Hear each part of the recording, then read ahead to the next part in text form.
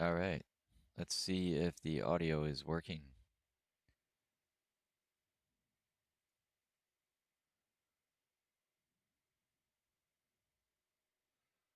All right. Let's see if.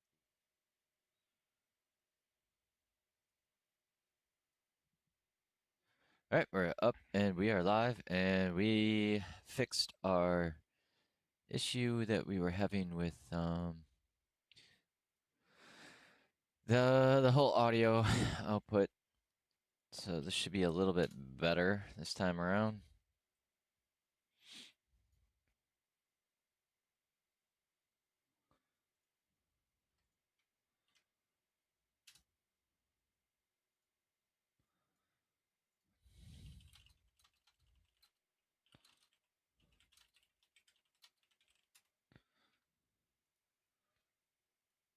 All right. I'm hoping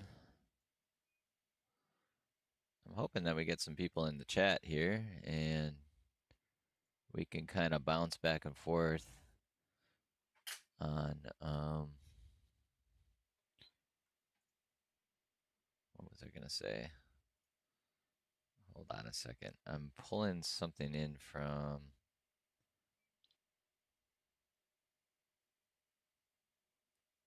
Oh, come on.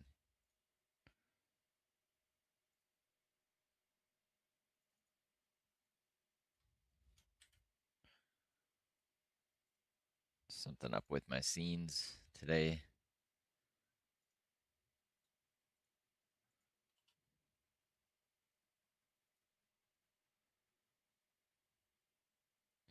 Just trying to get this sorted out. I wanted to get one thing from my other screen here. For some reason my camera won't show up here. Otherwise, I would just link this. What do we got here?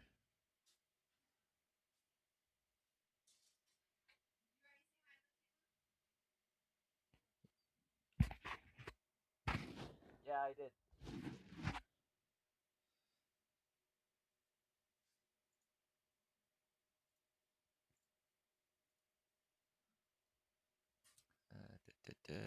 Media source.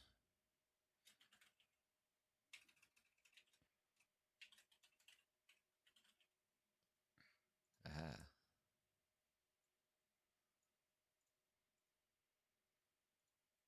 All right, there we go. Just wanted to.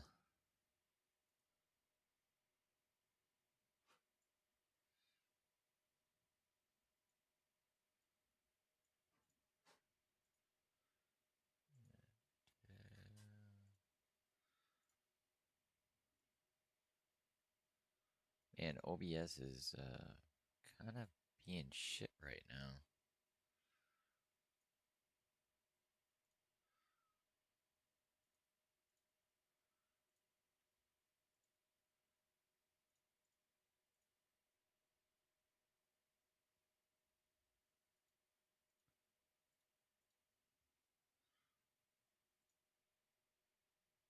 Um, yeah, I don't know what's up with that. But anyways, here we go. Thing that's printing in the upper left there is the new USB 4 Maple. Making a new case for it. So that'll just allow me to monitor while things are going on.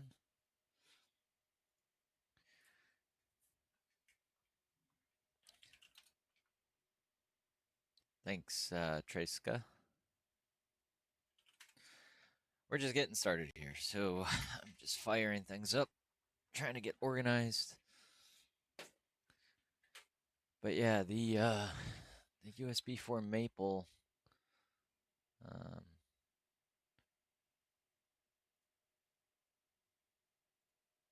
Let's see here if I can pull this in.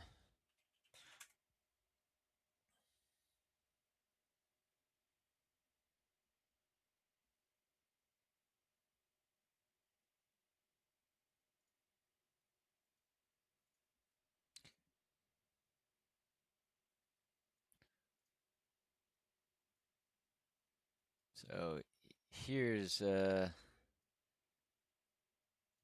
OBS is really not playing friendly with me today.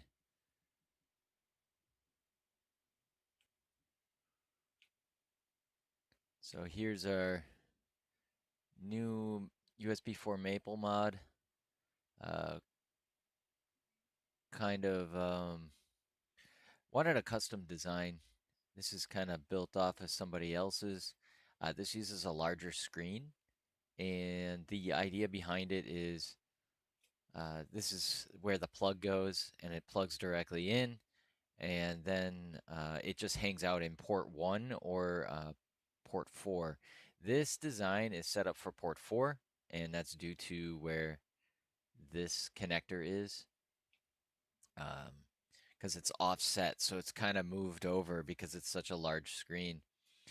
And then you have your USB ports over here on the right, and you just plug in your, your SD card and then your Bluetooth adapter or whatever it might be, and it just hangs out, and it's a nice, easy, convenient spot. We got some snap fit connectors here, so kind of the operation is you put your connector in, snap it together, and then you put your cover over the top. So that's kind of what's printing right now. Yeah. Just kind of keep that over here. Cool. Let's see.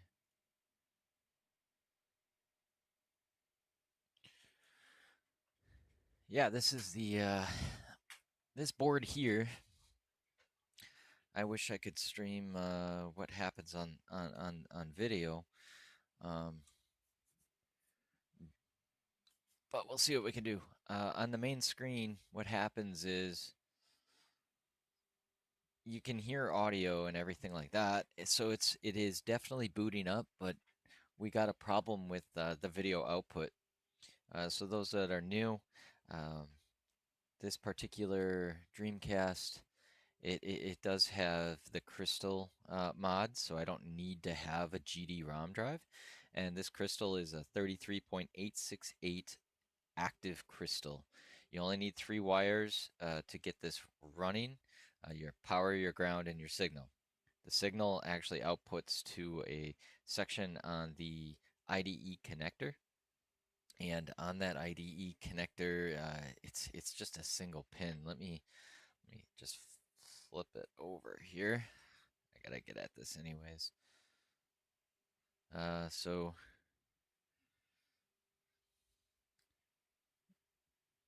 this pin, the yellow cable, that's your signal.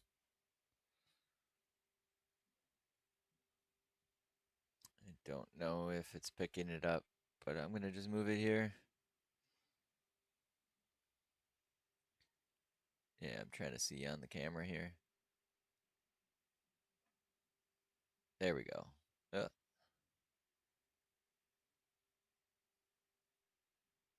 Yeah, I have a new camera coming, everybody. 4K. It's gonna be night and day, hopefully. All right, so we're not really doing a whole lot on the bottom of the board yet today. We might get back to that. This particular board does have a problem with the flash mask ROM.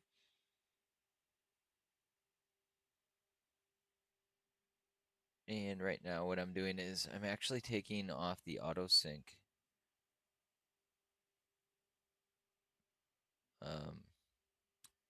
This is what when you do a region change, there's this jumper that you have to put in at R422.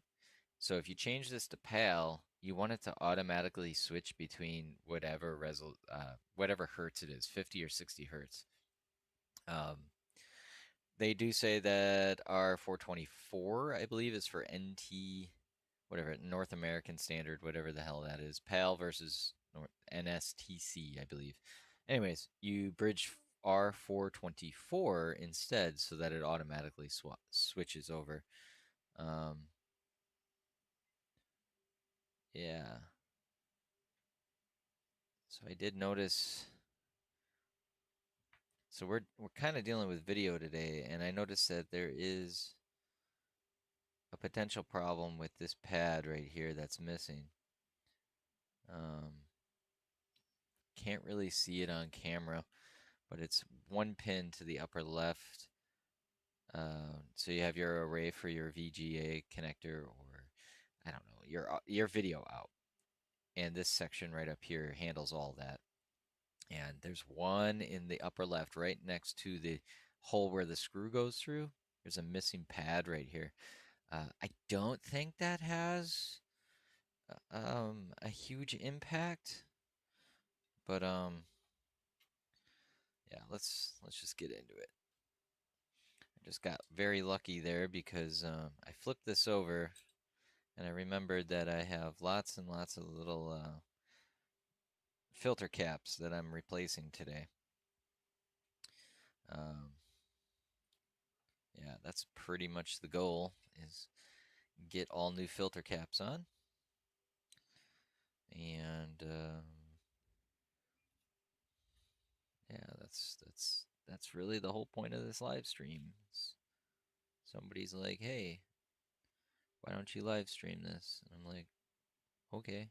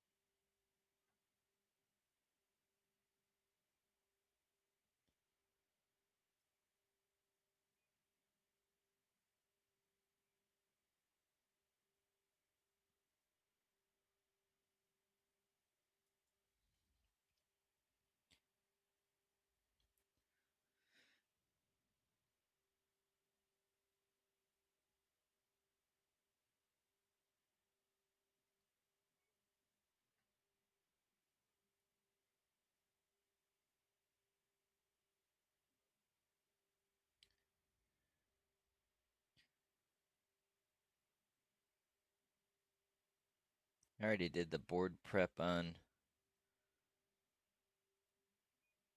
removing all the old solder.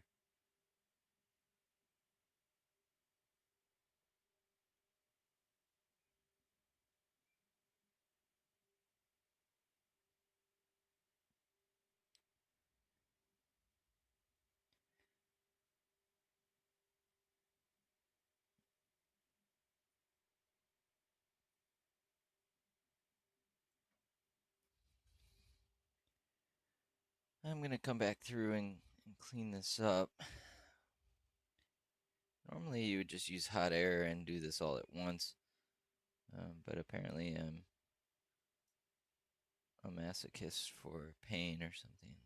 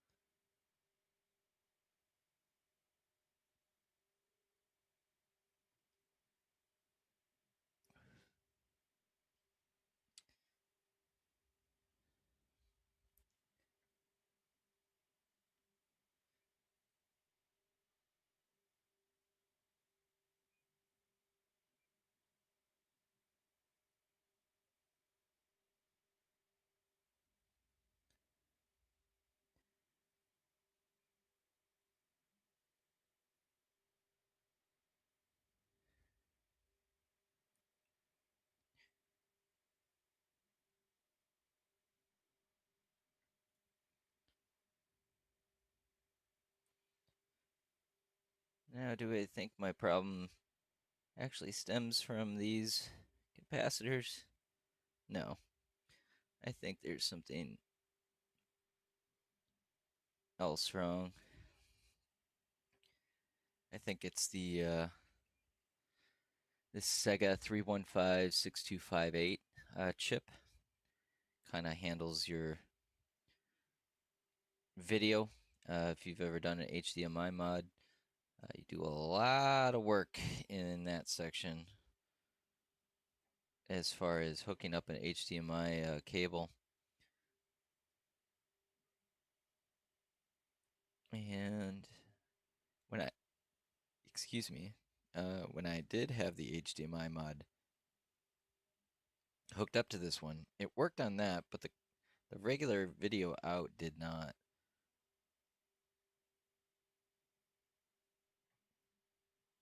So this is Dreamcast number 3 that I've repaired. This one's OG for me. So it started off as me finding it in the trash, and I slowly got it working. There's other videos online. You can go and check it out if you're interested on my channel. But it just kind of started as this. I found it and it got it working using a VGA board, which I'll pull out in a little bit here because I got to repair it in order to use it. But I didn't have a video cable, so I built a VGA board that directly soldered to it, which then went out to a regular monitor.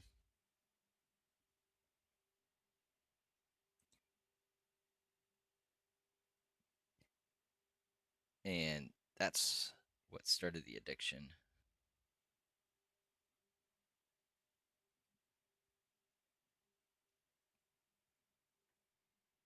Once I got that working, then I wanted to do all the mods. Then it went to an IDE mod where you had to manually solder all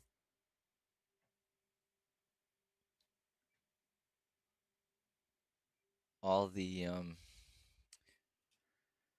cables onto the board individually, and well, actually it went BIOS mod first. Well, actually technically it was SD card mod. That's like your entry level.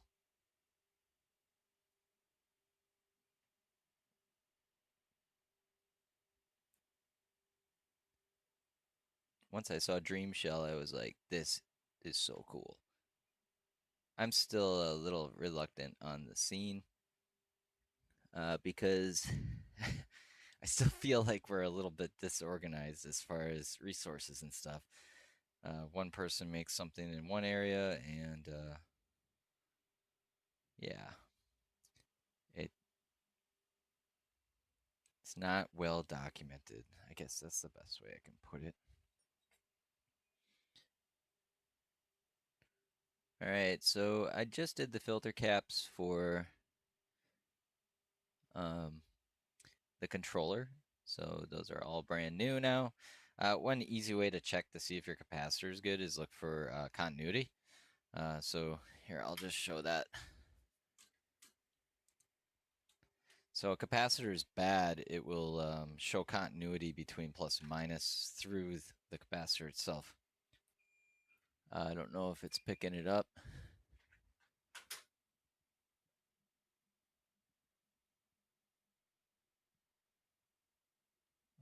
Oh, sorry there, Deck Devil.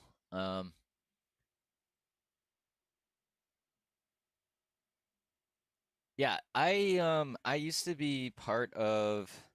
So I did a lot with MAME back in the day. So I built my own arcade cabinet and worked with that team a little bit.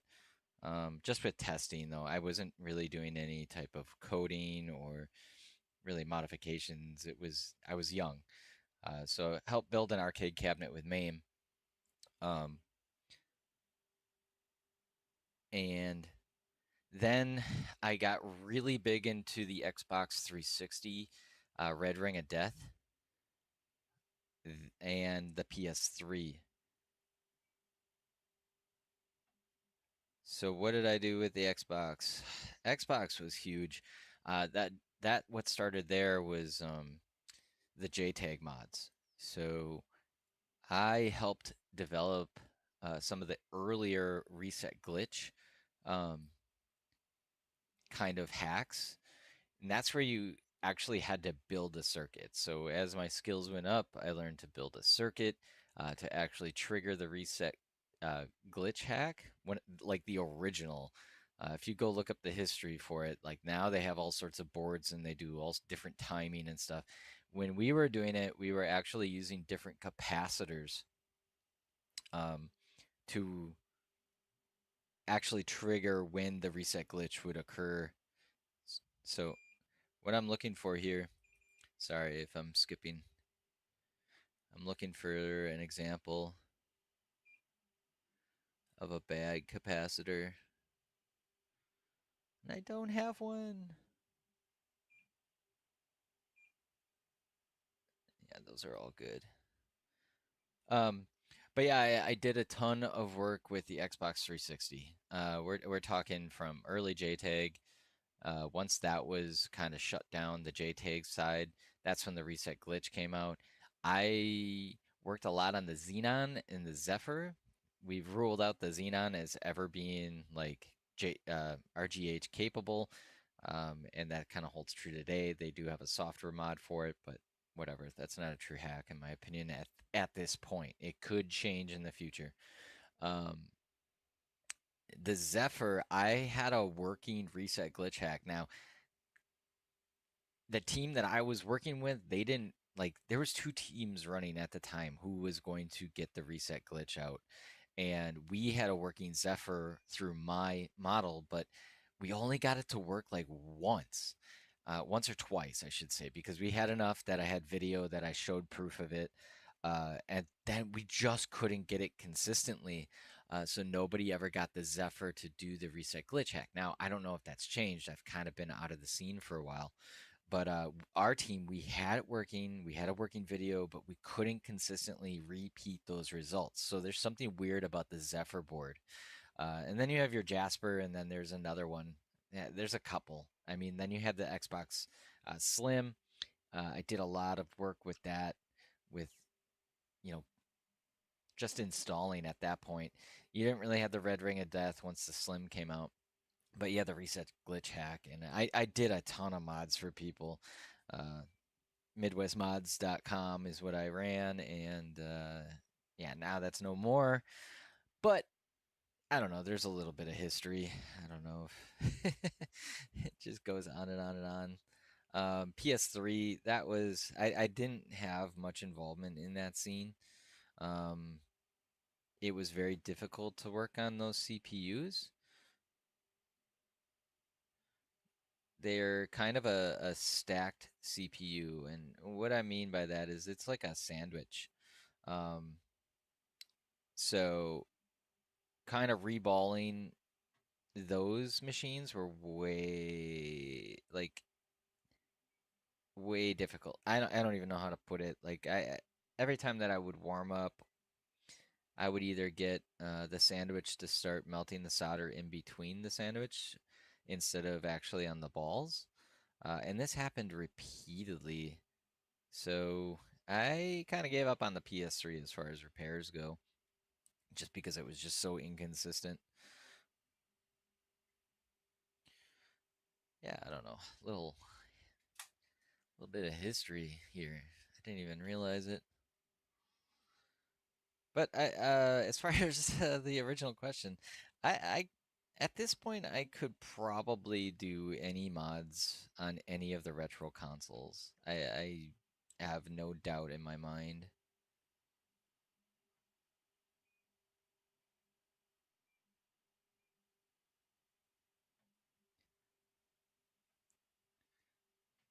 Dreamcast is just a scene that I just really like for some reason.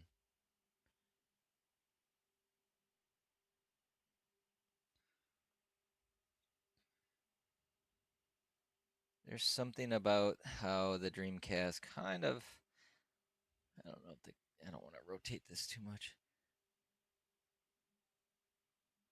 I think that the Dreamcast was a system that should have gotten a little bit more love. I mean, everybody knows the PS, I mean, not the PS, yeah, PS1. And this thing was, from a hardware perspective, just as capable. I mean, Bleem came out, and Bleem runs on the Dreamcast for those that know.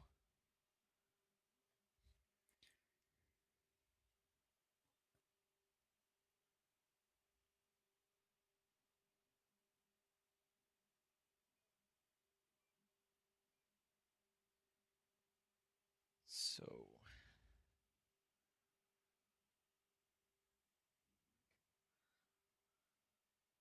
I don't know. It's, I also find that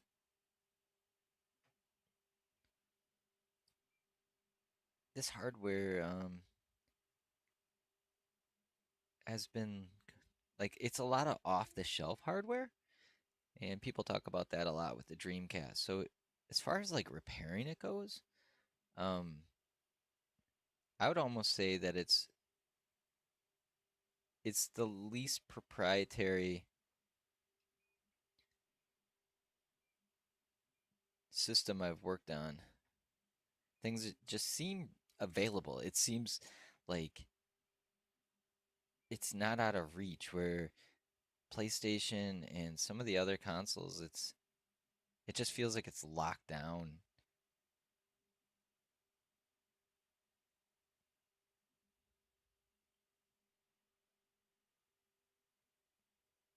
All right, what's going on here?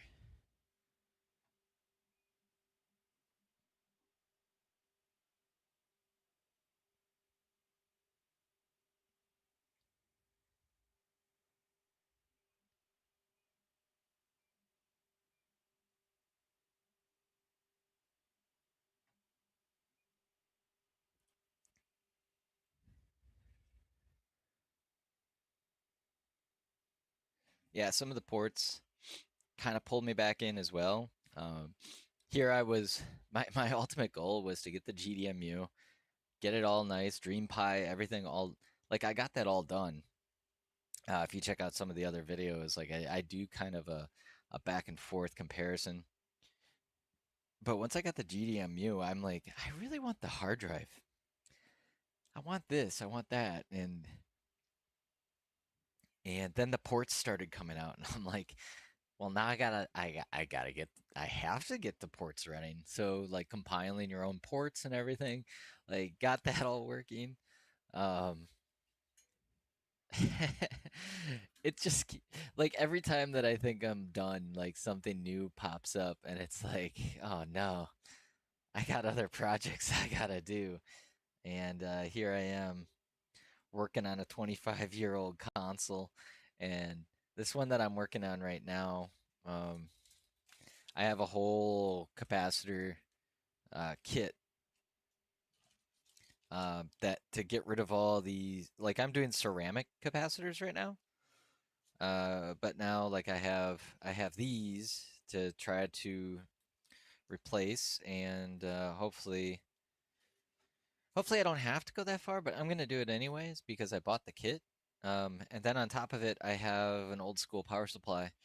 And I have a capacitor kit for this because this stopped working. I thought it was a MOSFET, and I've already replaced the MOSFET. That was bad, and it didn't bring it back. I checked the fuse, did this, did that, but here I'm getting distracted um, from what we're trying to do. And that's ceramic replacement. And again, these are just filter caps. Technically, I could probably just bridge these, and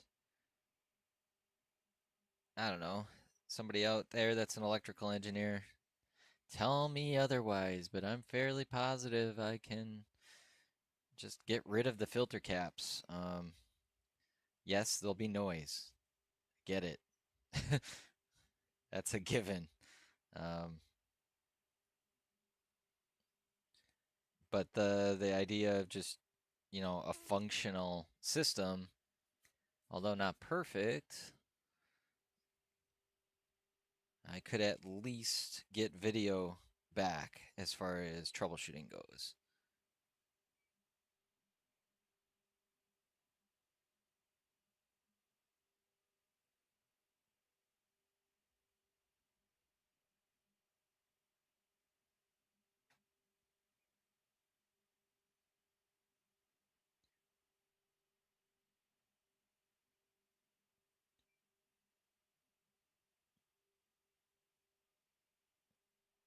Oh, come on.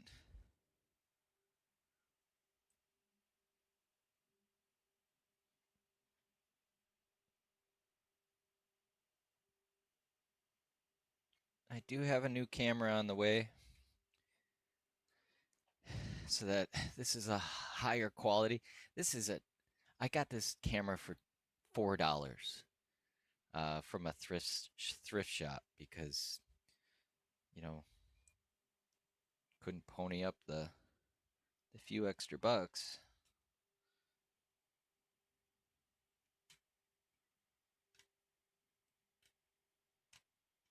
I just noticed something. I don't think it's gonna make a difference, but it's kind of bugging me now that I see it. There was a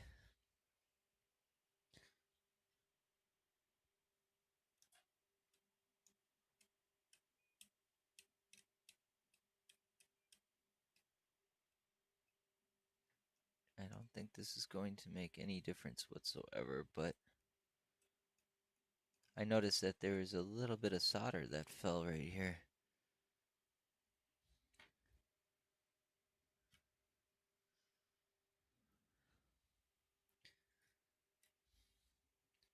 Yeah, see, this is the joys of ADHD.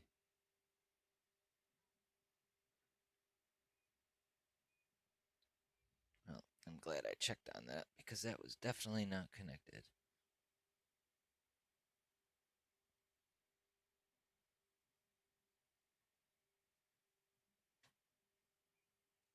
All right.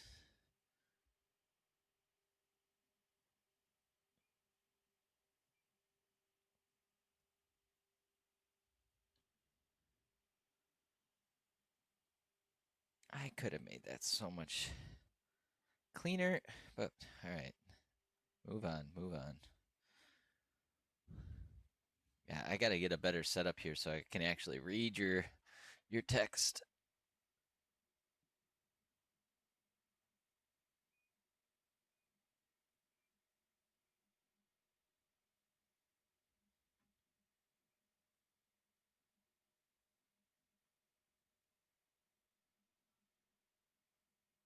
Nice. Yeah, I really like the ports. Yeah, as far as the videos go, um, now I don't know which server, part of a lot of servers. Are you talking about Sega Outcasts? Sorry if I'm a little delayed on the response here. Um, Sega Outcasts or Dreamcast Live? Like which server specifically?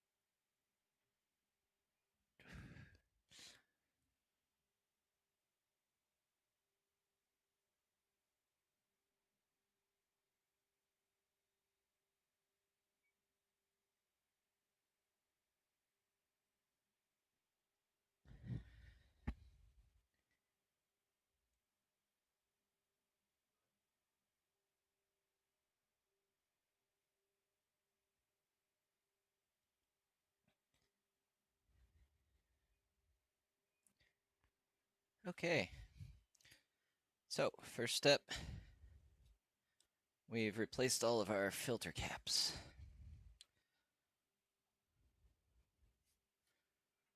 Will this be the ticket?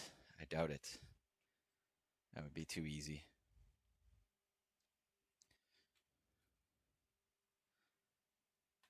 Yeah, I wouldn't mind actually streaming from live chat so I could actually hear you guys, and then we could just chat back and forth.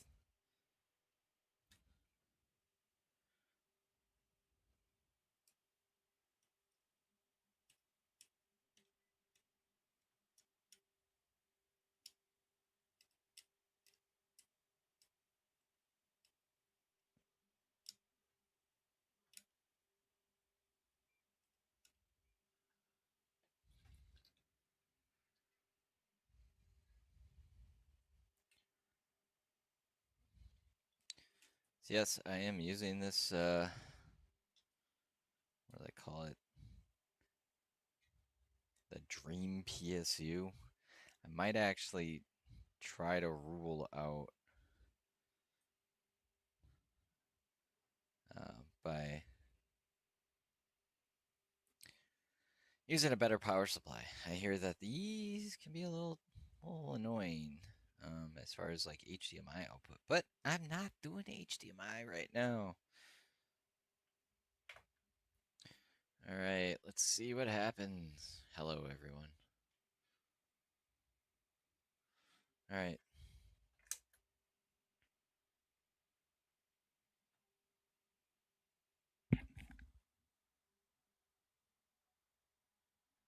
Well, we got audio again, but no video.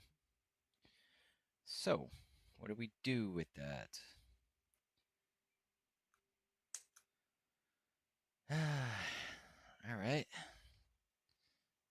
Well, I have a couple of options today. We have this wonderful little mod right here. This is going to be a composite mod. This is an old school one. And how does this work? Fairly straightforward. It's just one single. Here, while I'm standing up here, I'm going to grab this other board because I have a feeling I'm going to be hooking it up. Here's a conversion board I built a long time ago, which I got to repair to make it work because it went into the my parts bin thinking I would never use it again. But here we are. We're back. I should have kept it in good shape. I really wish I did because I didn't really want to recreate this thing. But just a couple capacitors and just a little module that allows you to get your VGA out. But right now I'm going to do composite out because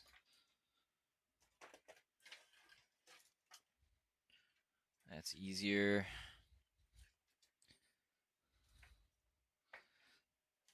And I have this little teeny tiny monitor. You'll see that on any of the other videos if you go perusing. So, how do we do this?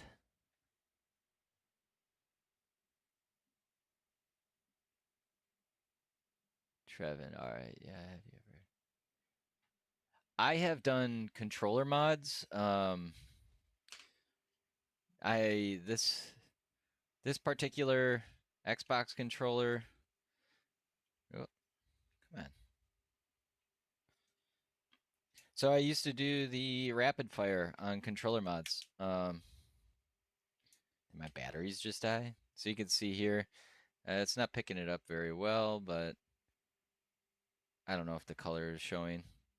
But I changed all the LEDs inside of here. I actually worked for a company called Ben Heck, because kind of all about himself. So he named his channel Ben Hackendor. He did a lot of console modding. I actually worked with him for a little bit. Um, Interesting dude. Learned a lot. I had fun working with him. I'll say that much. Um, yeah. Good old Ben Heck. Element 14 if you wanna go check him out. So on my other phone here, I'm actually looking for my notes for the composite. I'm fairly positive it's just two solder points. You have a ground and then your composite out. But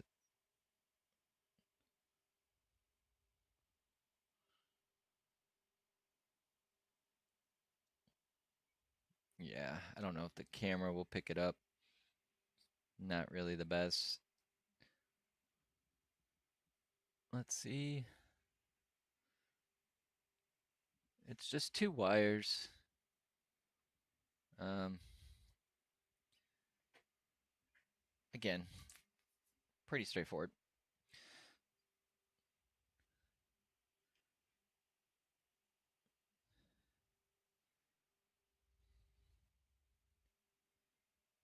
But man, I look at some of my old soldering and stuff, and it's like, what were you thinking?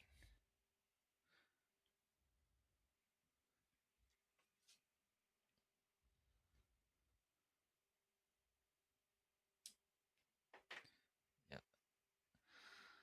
So this is just a, oh boy.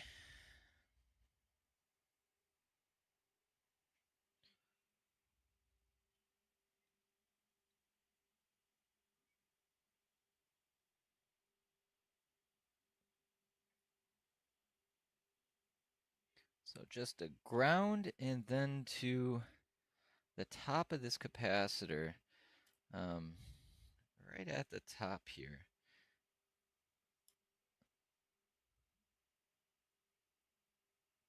Now, back, if I recall, there's certain games that work better in composite, and that's why I originally did this mod. All right, we're almost there.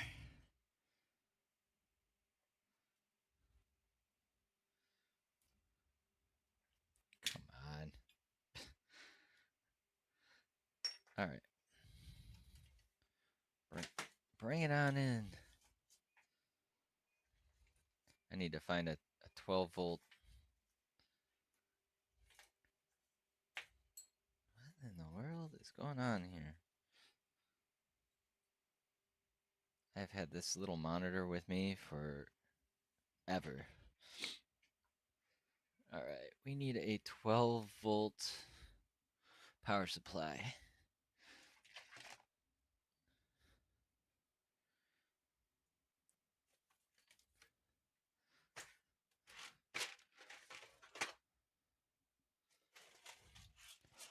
Bear with me, stream.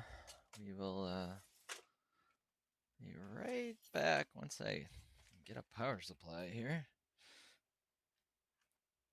I mean, I could rig it in some way, but I just don't want to right now. I just want a power supply. I know I have one. 12 volt, there we go. Let's see if this thing actually works for it. Oh, come on, baby.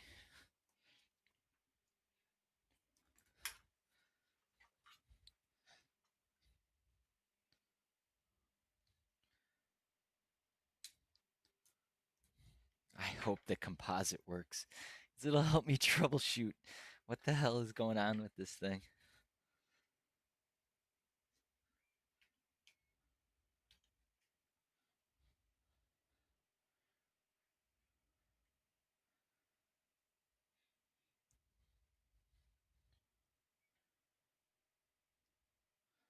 Sorry, untangling some wires because, you know, reasons. I don't even know if I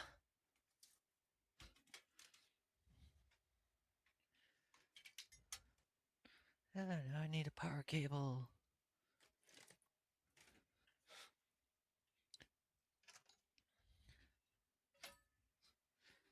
Oh, I sure hope this works right away. Had some misfortune with some of these barrel connectors, where the plus and minus. Some of them, 12-volt runs on the inner pin. Hey, look at that. Well, can't see it, but we got video. Well, power to my video. No composite. All right, that's exactly what I want. All right, here is the setup. Let's see what happens.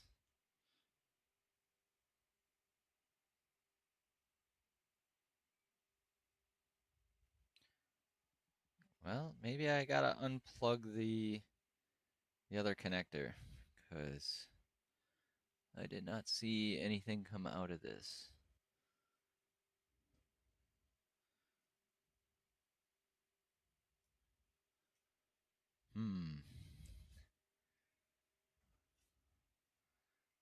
It's definitely booting up.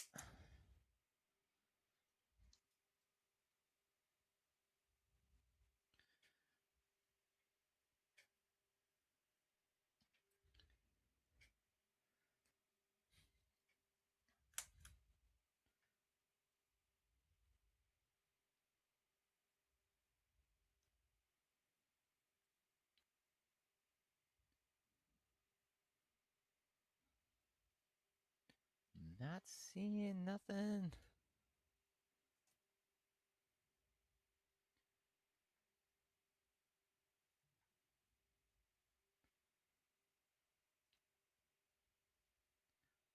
Not really what I want to see right now.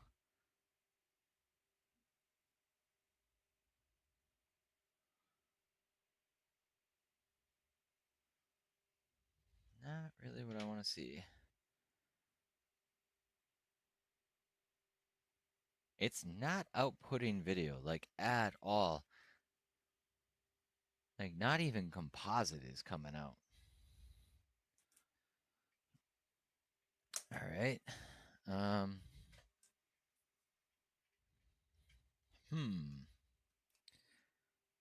Let's skip this capacitor here. As I said before,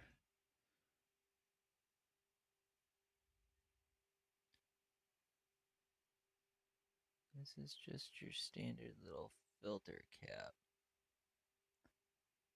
So let's see what happens when I bypass the filter. Let's see if we get any video at all.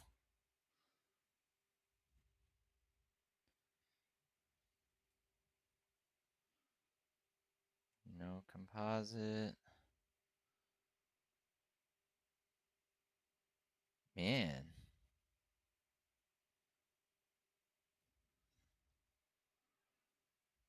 Doesn't want to do anything. I am like convinced that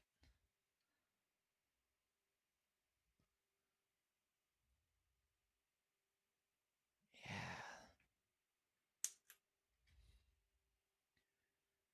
I'm just gonna double check my notes here.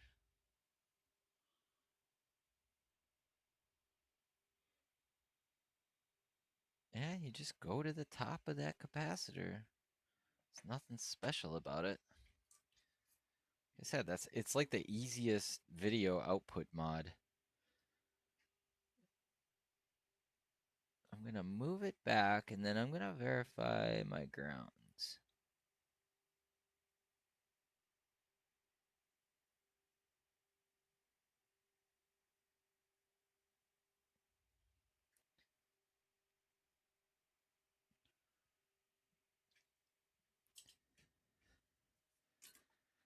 Man, does that suck?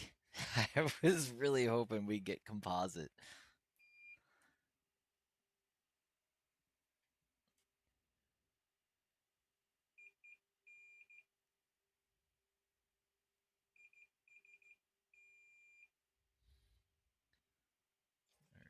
Let's just verify our inner pin. Yep.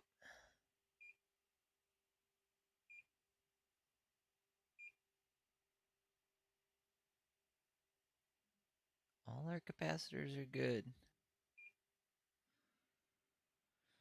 Why are we not getting any video?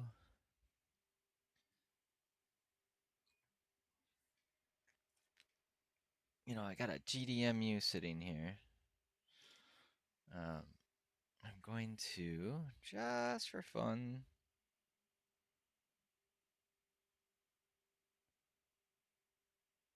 I'm gonna hook it up just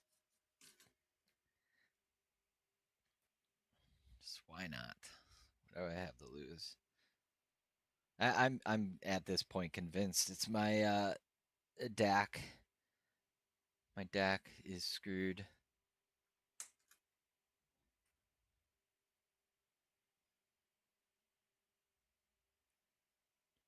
Yeah, no video out anywhere.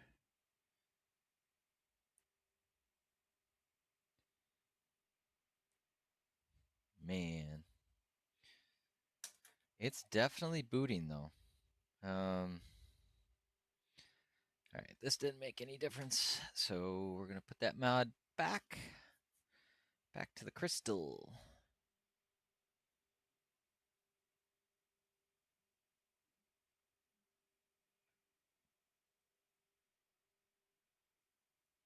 Alright, crystal's back. Man, not having composite out. I don't know, guys. Composite should have worked. There's nothing special about that.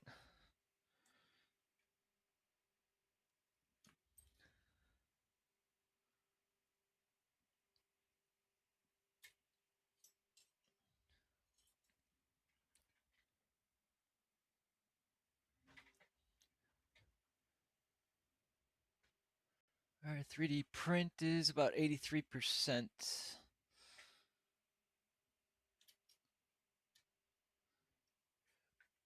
Man, I was hoping composite would have given us something. Something. And it's not giving us anything, which is typically a telltale sign of we're not. But the other part that bugs me is if I hook up the HDMI to this, it works. All right, right now I'm just putting the jumper back in.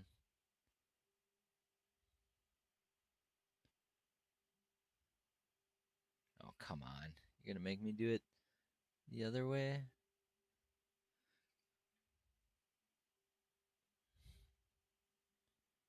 Did I get it?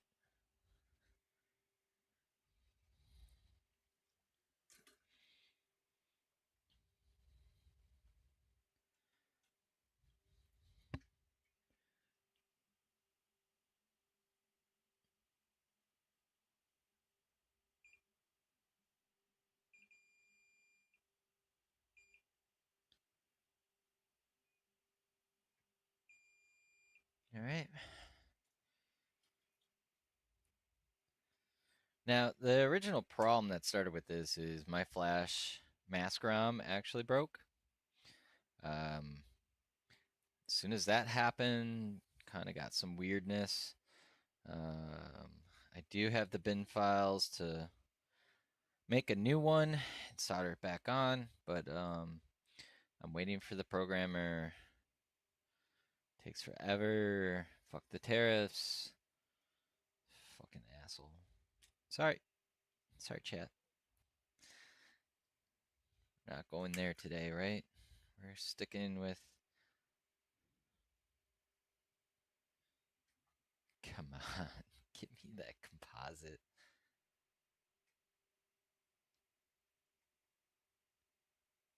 Man, this sucks.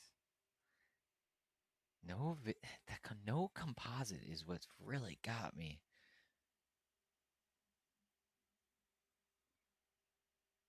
Like That doesn't make any sense. Like, what would control that?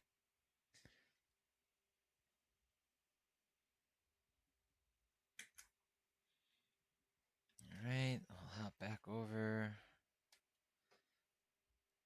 No composite out. Man.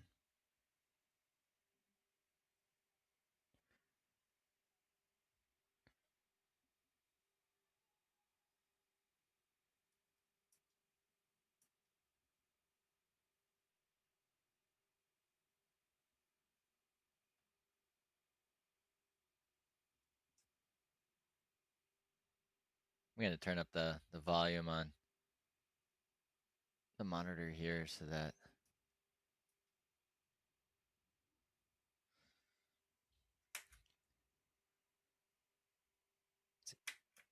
I don't know if it's going to pick it up with my mic. Yeah. Audio's working great.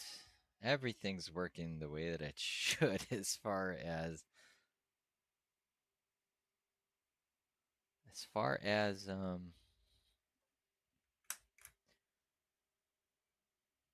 booting up. So it's definitely.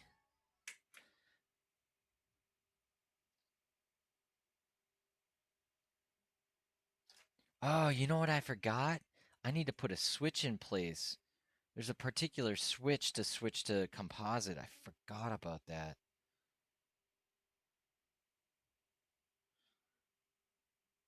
Yeah. Oh, what was that?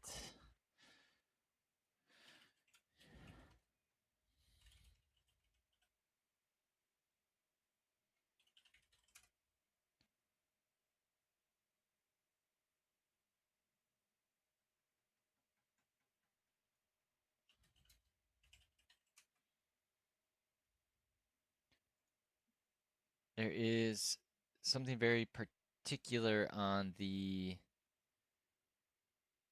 You got to jump 2 pins. Um, Fuck, this is really digging into my memory bank here.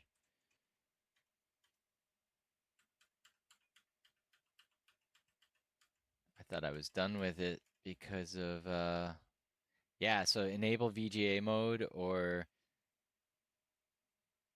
composite. That makes me wonder if it's like stuck. So I'm actually looking on my computer right now, looking for my notes. VGA select. There's 2 pins that are marked.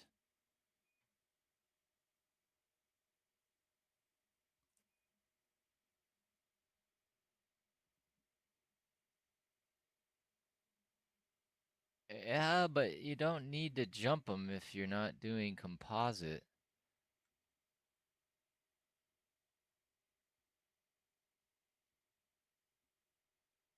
Yeah, for VGA mode, connect pins 6 and 7 to ground. And composite should just work.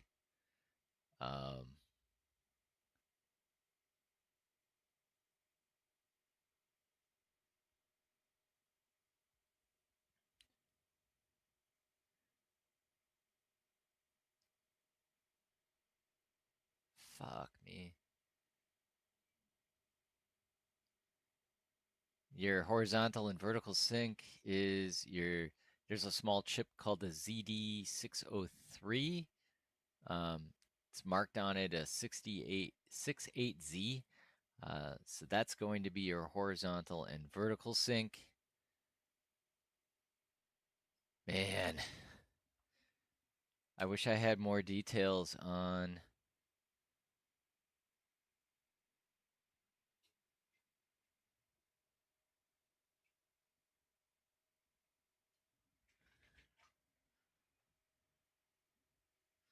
Hold on, 3D printer's got something going on.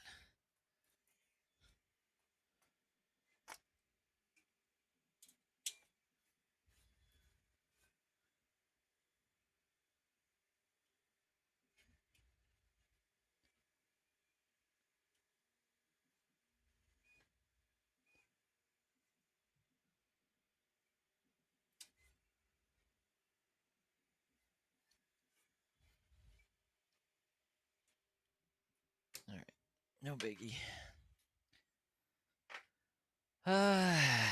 Well, we do have the capacitor here. I could replace that bigger one. That's right next door. Um,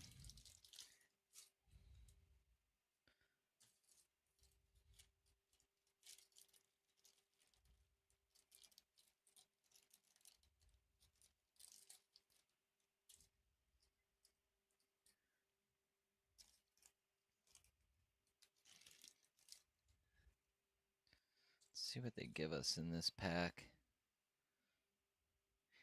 They actually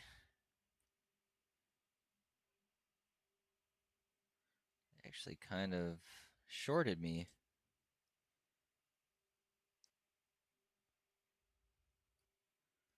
Now that I'm looking at it, I'm short one of the larger capacitors. Then again, just need the rating. This one's good up to 10 volts. What do we got?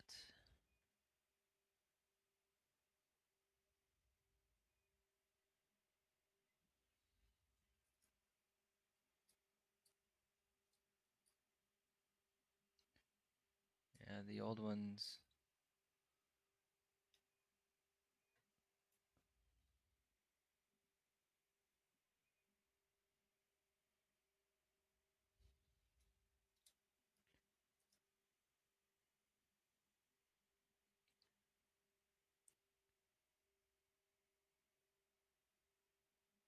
All right.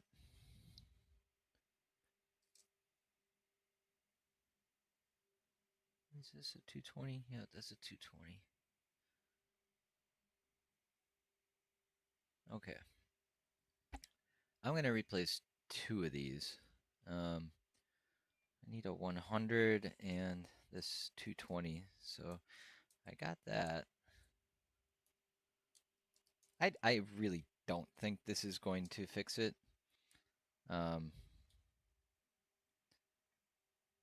I would be very, very surprised if these two capacitors are in charge of. Yeah, I'm sighing here because the HDMI works.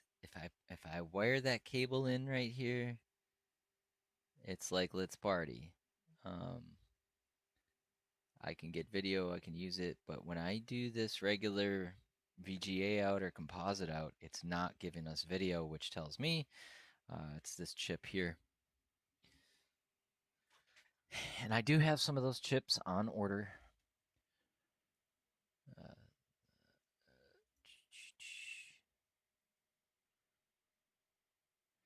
Coolest Dreamcast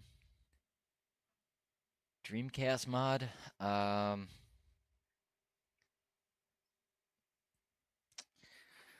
I like the hard drive mod. I think that one's my favorite. I don't know why. Um, the BIOS is a great mod.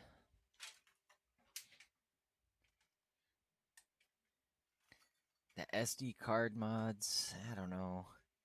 The HDMI so far, I think the HDMI mod is my favorite.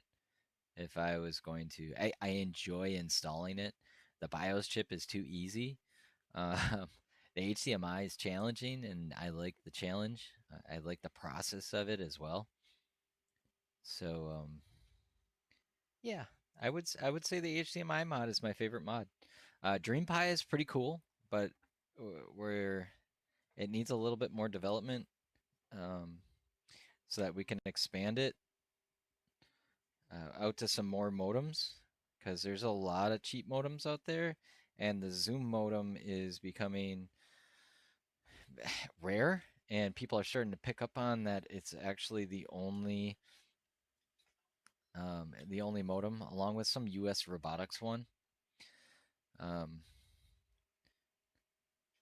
However, I haven't found a U.S. robotics one that you can even buy, so take that for whatever it is. I enjoy the Zoom DreamPie modem. Works great. There's some very specific things about it. I can go into that into another video some other day. All right, I need to get oriented here. I need to make some space. Man, composite video, that really discourages me. I was really hoping that that was going to be the ticket. Really, really was hoping we would have gotten something out of that.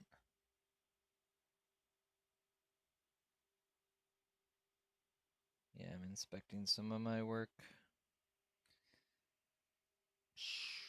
Okay, let's get into it.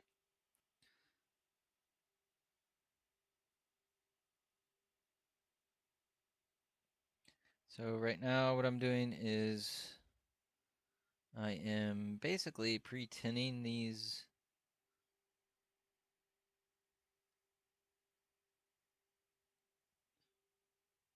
pads. Typically getting these electrolytic capacitors off of here, um, the method I'm going to attempt typically doesn't work and you end up just breaking. And the reason for that is because of just how these capacitors mount. They have like a little bar. It's not just two single points. So there's like a little bar of metal, and you got to heat up that whole thing. And you can only tin part of it. So that's kind of where you run into that kind of issue. So I got some hot tweezers here we're gonna use. Try to get around it. So on the other screen here, I'm actually tinning, cleaning up.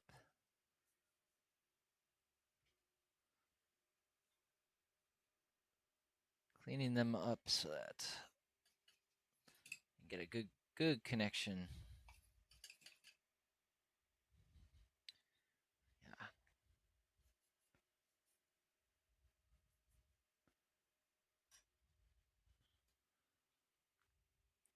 Yeah, this thing's kind of being a bitch, to be totally honest with you. All right, let's see what we can do here.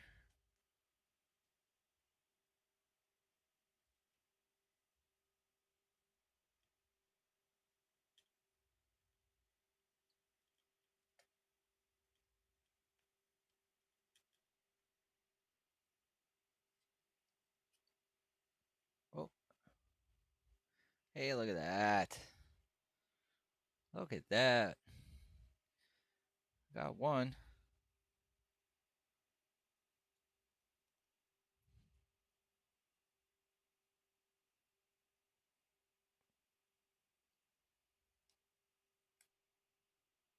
Come on.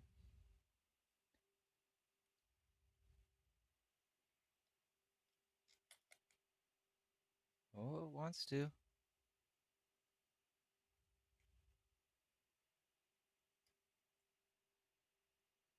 Haha. That is rare. That is rare. This is why we try some of the old techniques. Didn't have to break them. Why is that important? Because then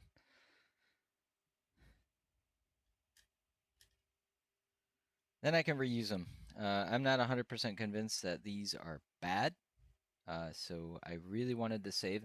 Ooh, they're hot, they're hot, they're hot. Fuck. Just totally almost burned myself. Those might be bad now because of fucking hell. All right, so now we gotta clean up. I always need to come back through and clean up your pads. Hit it with a little bit more flux, hit it with some fresh solder, try to clean it up all nice.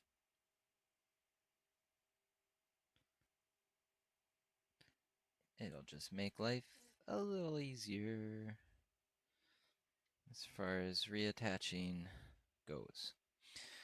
And I'm going to use a little solder paste. Yeah, I'll get to that in a second. I'm thinking inside of my head So a lot of this older solder, even in the 90s, 80s had good solder, but we're, we're all probably feeling the ramifications of the 70s and 80s solder. But the 90s and early 2000s, that's when they started putting more of that no lead solder. I should really be using my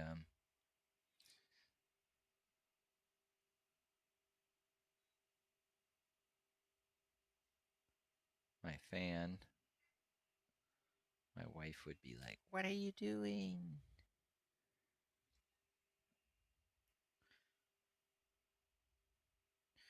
How do I want to attach? Oh yeah, we're cleaning. We're cleaning.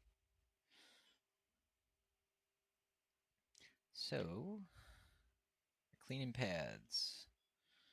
How do I do it? There's a couple of old school techniques. I could use my hot tweezers here, um, but I'm not gonna do that. I don't want to.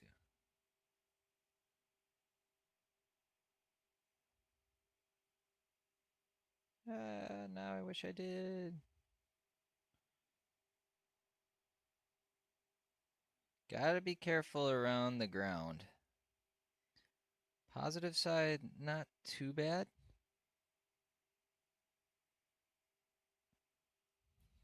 But be careful around your ground. If you don't have enough heat and flux, you're gonna have a bad time.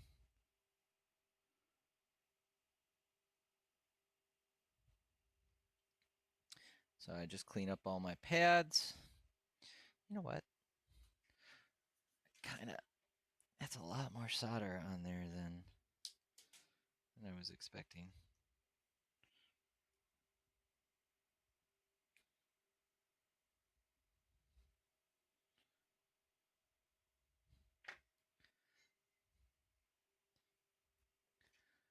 So when you got some hot tweezers, yes, I'm going back to them.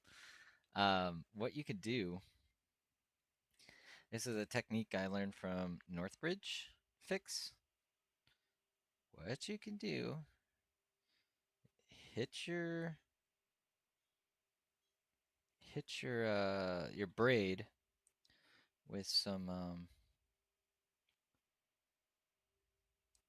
flux, and then what you do is you pick your braid up,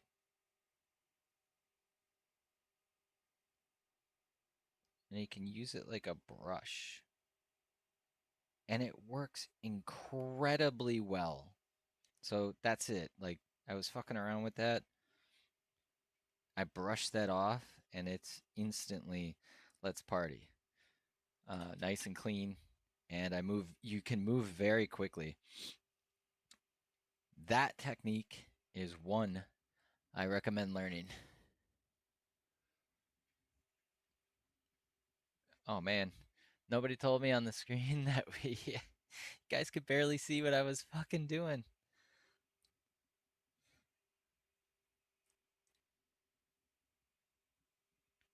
All right. We need solder paste. Where's our solder paste?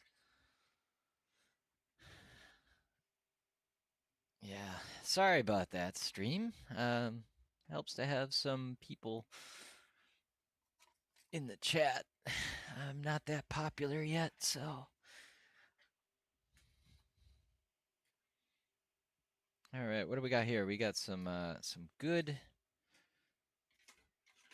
solder paste.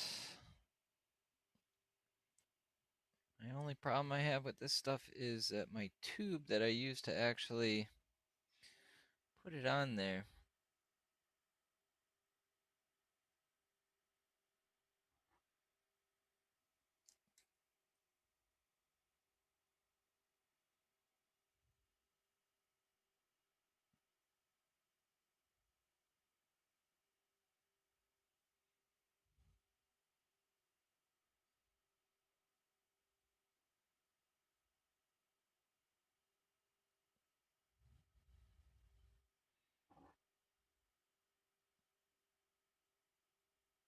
is clogged. Yeah.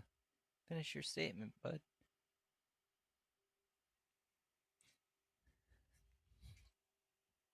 Sorry, chat. I drifted off there.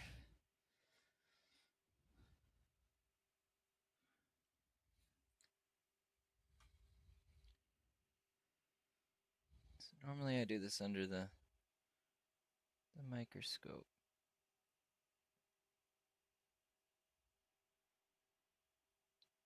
Yep, that looks all good. That looks all good. All right. This is a pretty straightforward kind of operation. So we know our larger ground is always going to be your line. Well, typically.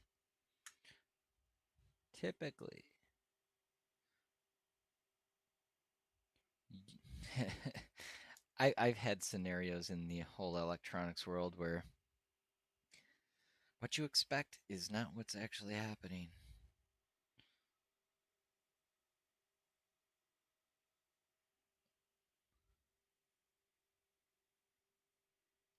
All right, there's one.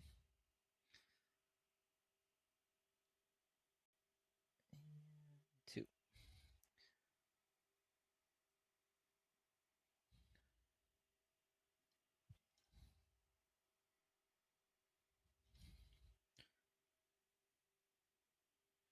All right, now we just finish it up.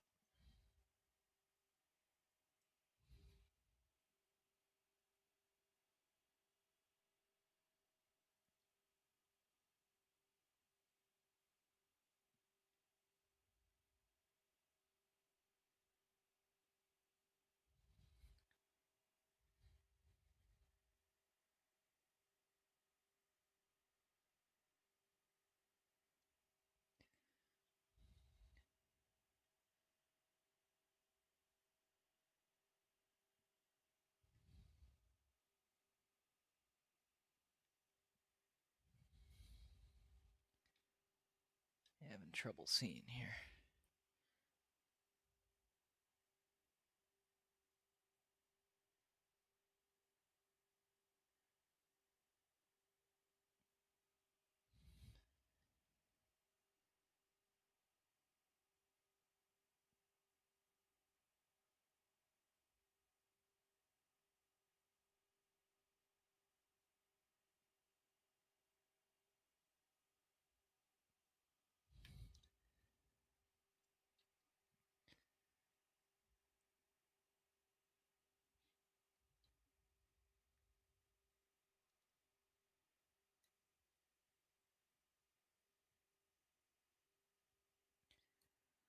Okay. Too much shit in the way.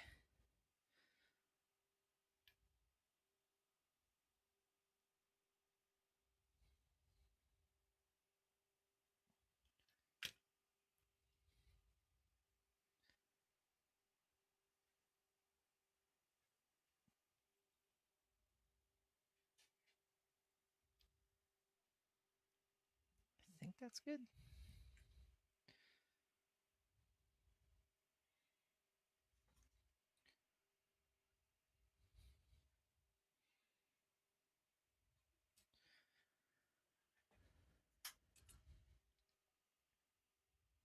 I mean, it seems good, but we'll see.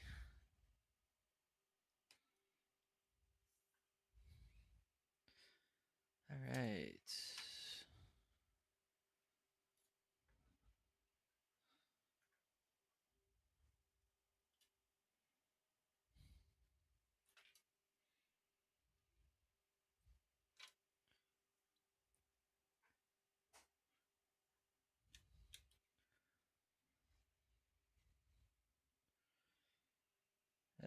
Okay. I'm hoping that, yeah, that seems good. Crystals hooked up. We're gonna try a different power supply too. Oop.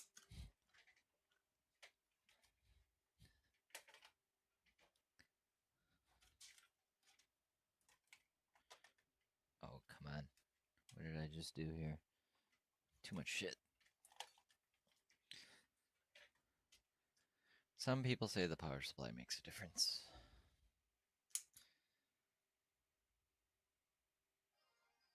Still no video out, boys. So there's something up with that DAC. Man, that is really, really frustrating.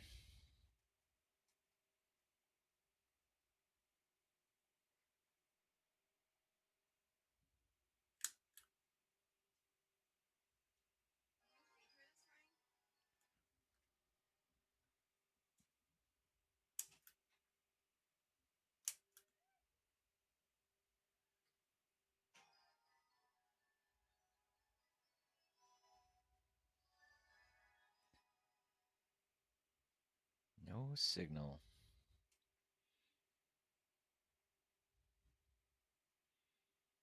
No video composite. Man. What is the secret sauce to making some video output? First, let's try it. A better power supply. This is a Laser Bear Pico PSU. These are typically very, very reliable. And I'm going this route because of the few rumors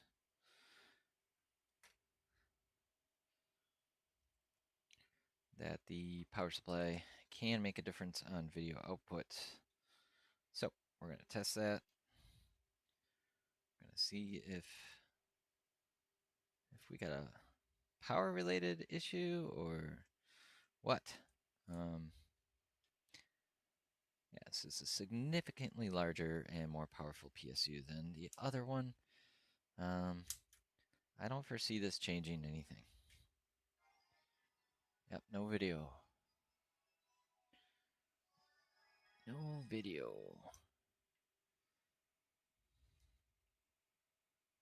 Yeah, put it to 4x3 just for the sake of it, and we'll try our composites, and no change. Damn. Nothing's coming easy with this one.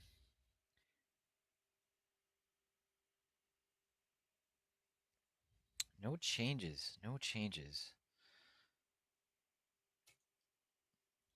What should we do, chat? What should we do?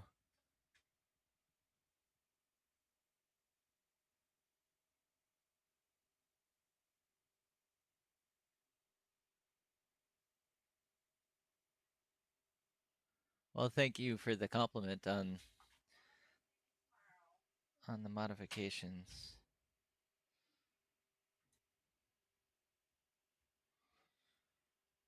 Yeah, I've been doing this for a while, so after you do it 10 times, it's like you don't really think too much about it, I guess.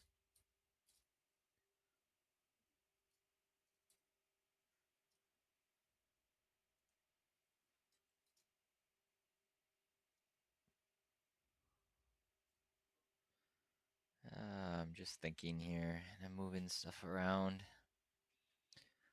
Why we're not getting any video output. I am very, very tempted right now to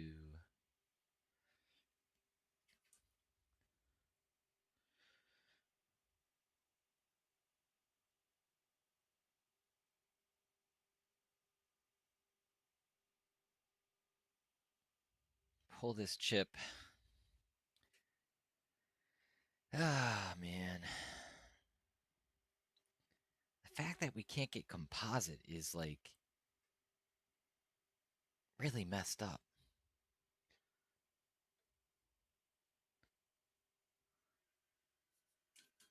Like, that is your most basic video output on the Dreamcast.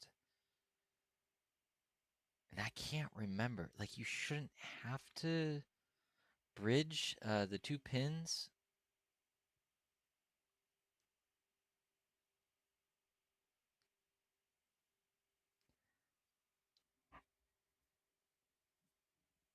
I can't remember. I'm just gonna bridge them real quick. It's easy to take the bridge away.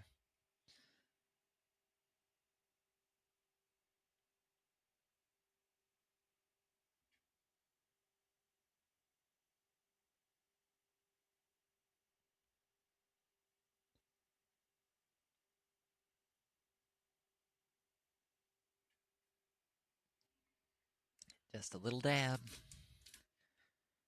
And we're back to bridged. Again, this is me thinking, did I need that bridge for the VGA mode? Did I misremember that?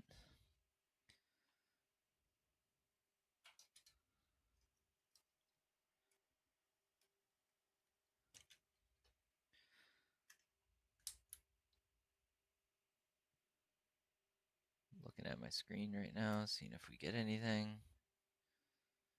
Composite 1, 0, 0. So normally this is for VGA output.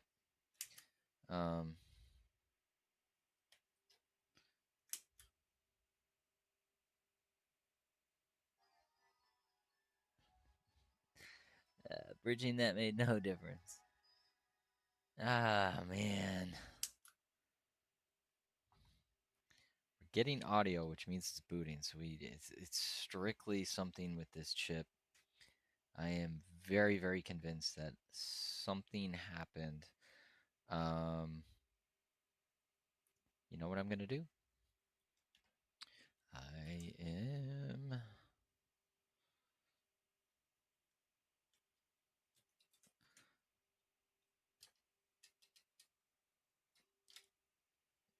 first gonna remove this.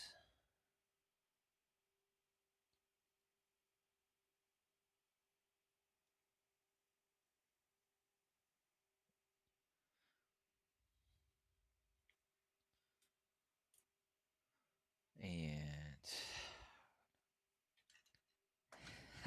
I'm gonna regret this. Whatever. I have new chips on the way, anyways. So what am I tossing around in my head? I'm gonna actually remove that that Sega chip. Let me get rid of this bridge. What am I talking about? What's the Sega chip? Tyler. Whoops. Just exposed myself. My name is Tyler. Hey, everybody.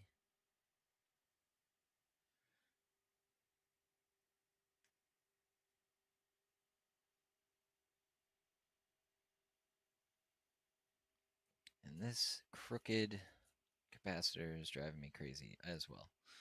So I'm gonna fix that.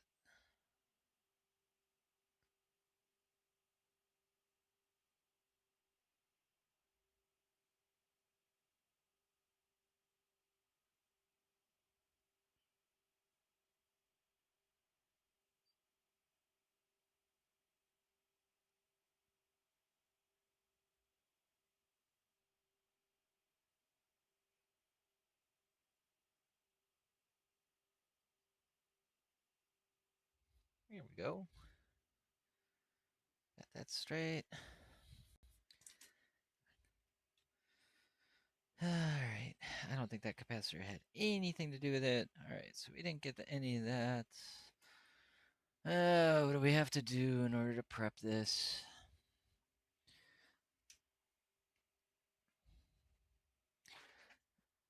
This is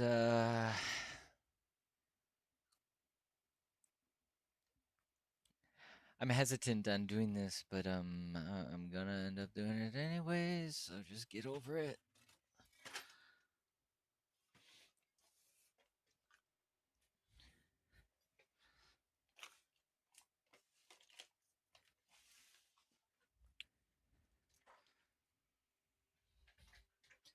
So in order to do this, we need some protection in place for the capacitors that we just replaced, and also for the connector.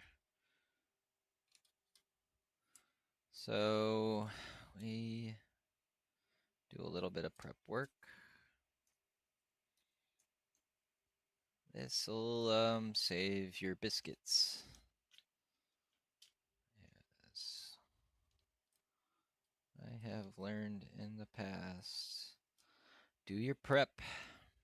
Save your capacitors. And also your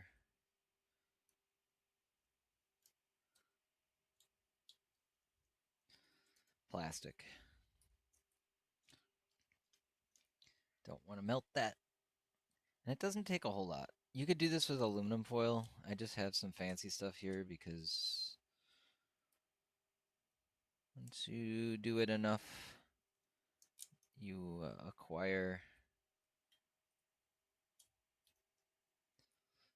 quite a bit of resources in this whole world.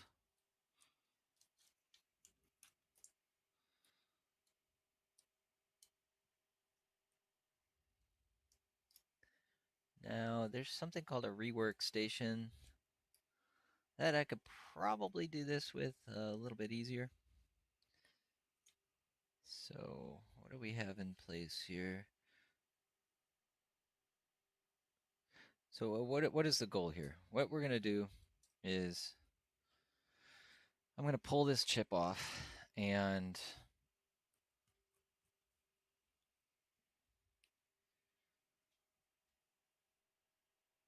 clean up the pads and then reattach it. Reattaching it, there's some good solder, might fix it. There could be a bridge from all the HDMI modding that I've done. I think it's burned out and there's really no true recovery for this thing right now. But for the sake of trying, so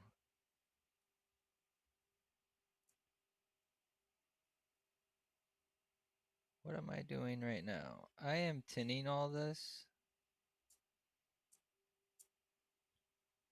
Basically, I'm prepping because of the old solder. Well,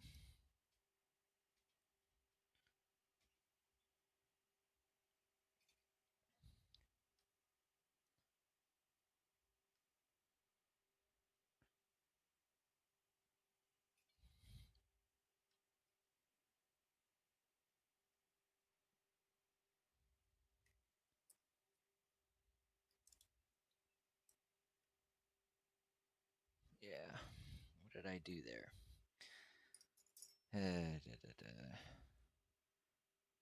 Too much solder. How do we fix it? A little bit of braid.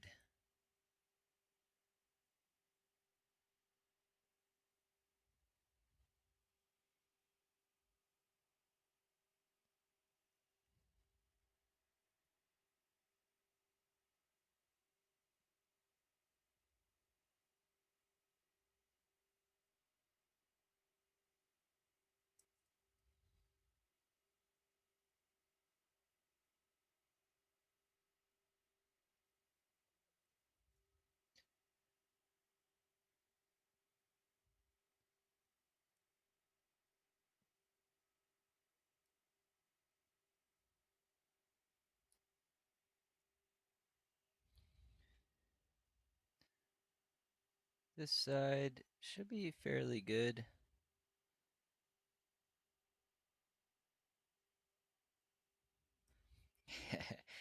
There's something clicking in my head right now. That's why I just laughed.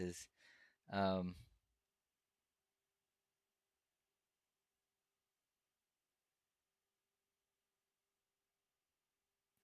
as I'm cleaning all these connections up, it reminds me. Remember, we had the HDMI mod on there and it worked, and then we removed it. What happens when you remove stuff like that? You pull solder, you may lift some pads, You may lift some pins even. So I'm chuckling because I'm like,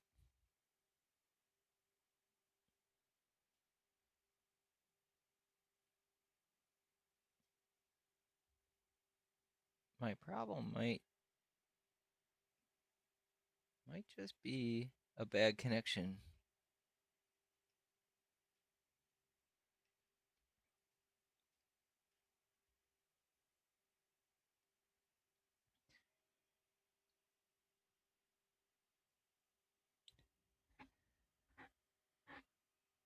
So now that I've gone fully over that and buttoned everything up, I before I lift that chip, I'm just gonna be a spaz. And I can put this back on very quickly. It's conductive, so don't leave it on there. I'm going to test this real quick because I just went over every single pin and that's going to refresh any of those connections if there was a bad one. Because remember, we're not getting composite, so that's very, very basic. And if we're not getting the basic stuff, but we get the HDMI stuff, something tells me that we just lost a connection somewhere. Audio is still working, but that is done through a different chip. That is done through this chip over here, to the right. This one right here, I don't know if it's going to pick it up on camera, but right here. That's the one that's going to handle your audio. It's not the BIOS chip. I don't know. I think the mask ROM being all screwed up could also be the culprit. I'm not going to put the composite back on just because no point. Well, we got audio. Didn't get no video though. Oh wait, we got video. We have video right now. Checking for GA1 ATA devices. Chat. We did it.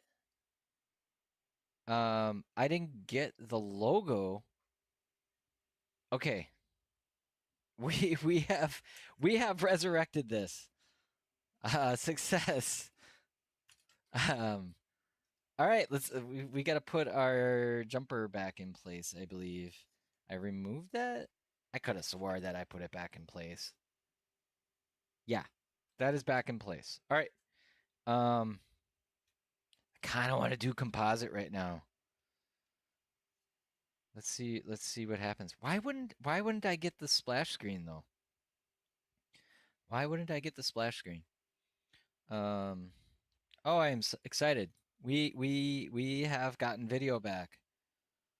I saw the blue swirl, and it's looking for devices, which means we are back. It doesn't give the splash screen though. Like if you just let it run, there it goes. It finally went. Oh, weird. It is like slightly shifted. Oh, this is really weird. Okay.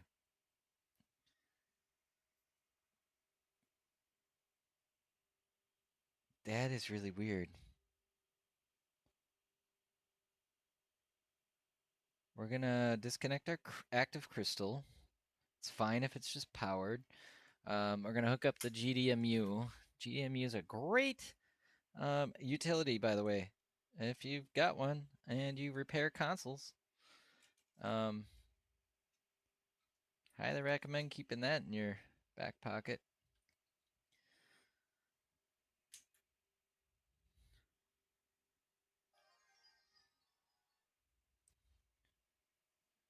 Wait a minute, what am I thinking right now? Yeah, like the video is like shifted slightly.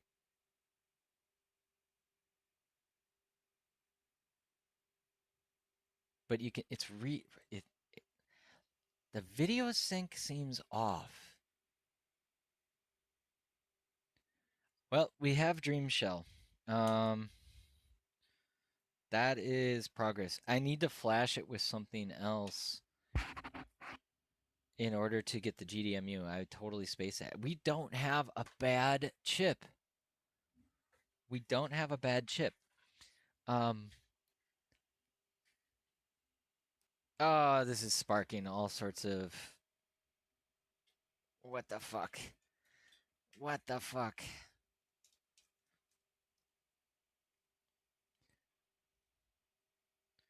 This board has been through the ringer. I don't even know how to express it. This thing has trace line repairs. It has pad repairs. Um, it's had every single VGA mod done to it. I find it odd that the video. Oh man, I wish I should show. I should do a well. Let me wonder what would cause that. It's weird. Oh man. Now I want to hook up. All right. Here's what we're gonna. Here's what we're gonna do. Here's what we're gonna do. We're gonna hook this up. What is this? This is a SD card reader. So that'll allow us to get into Dream Shell.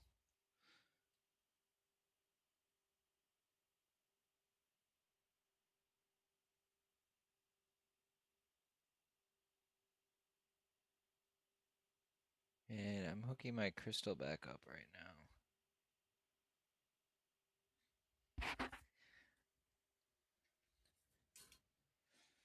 And we are going to do this real fast. What do we got? 5 volt is blue, green is our ground. Cool. Green to ground. All right, let's see how fast I can do this SD card mod. Do do do.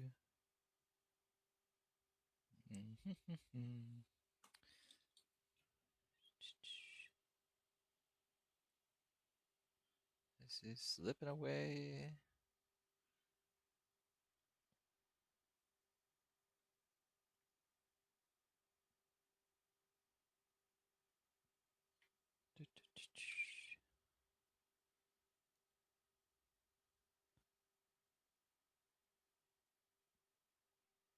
All right, there's our 5 volt.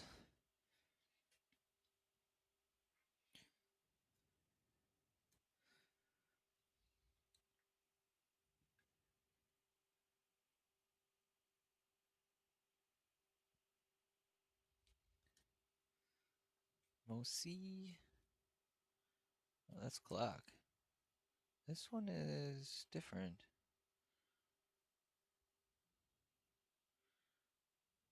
Um,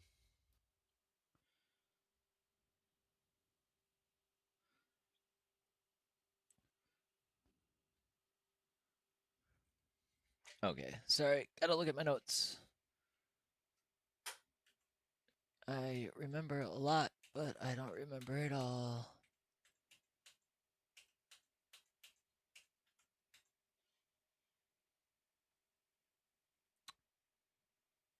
Moso. Moso is where I. Moso is orange. You know, I'm looking at this and I'm kind of kicking myself for a mod that I did and it wasn't working for me. And now I'm remembering why it wasn't working for me, and that's due to not looking at the diagrams. All right, red is DI. There's only 3 wires here I gotta worry about. See, SCK. SCK is clock. Clock is yellow.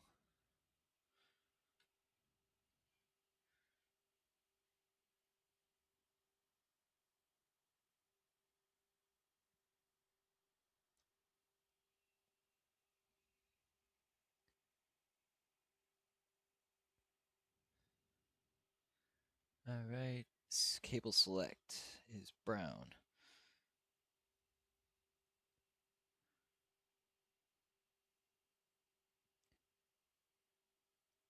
So I want to point out again that this Dreamcast was found in the trash originally. So DI Mosi. All right. Um, I live in a college town, and when the kids move out, they leave a lot of nice things behind. One being Dreamcasts that I got to take advantage of. Oh man, I ordered those new chips and it wasn't that wasn't the problem. Uh,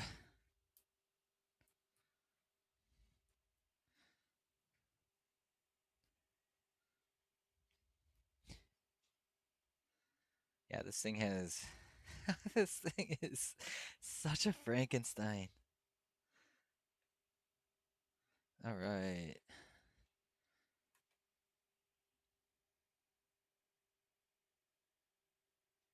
Man. All right, I'm gonna try to get on video so that you can see the wonkiness.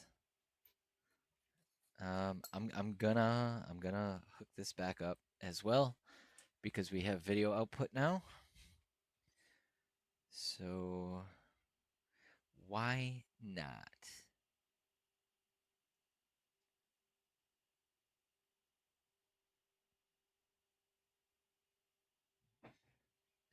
Why not have the composite?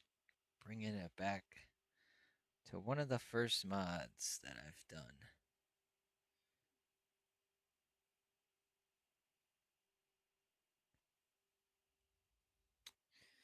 All right, we got our composite. Goal here is get into Dream Shell. I gotta hook up a controller here. Yeah, this is the blue controller thing. Not really compatible with USB Maple, by the way. So we got our old school here. Oh man, we ready? Let's see. Let's see what video we get.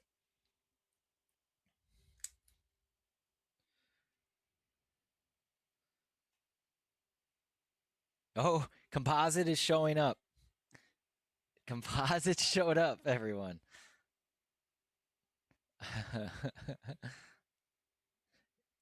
The brightness on this is super low. It's not. Did it not see? Checking G1 ATA devices. All right, check it out. Check it out. I am surprised that composite took over. There it is. Full screen, all composite. I am surprised by that. We should really be seeing. There we go. Look at that. We got the black swirl of death. That's an indicator for um, the bad flash mask ROM that I'm trying to fix. Come on, boot up. Let's get into Dream Shell. That's what we want to see right now.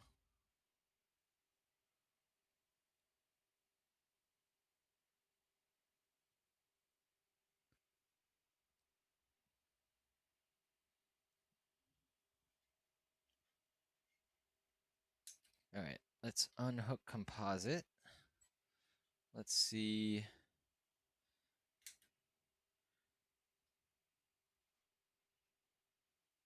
Oh, very interesting. Very interesting. With the composite hooked up, it is not outputting as I would expect it to our standard setup. That is something new.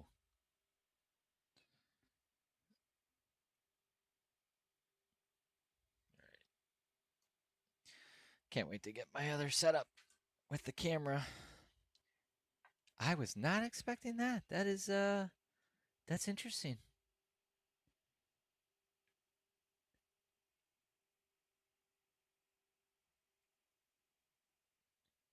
Now watch. Now I only get composite because that's how this shit goes.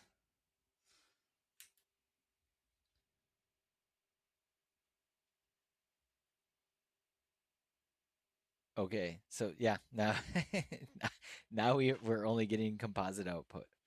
Um, why? Um,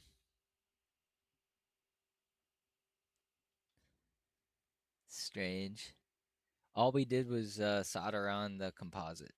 We didn't do anything beyond that. So why would that happen? This is such weird behavior. So why would that happen? It's almost like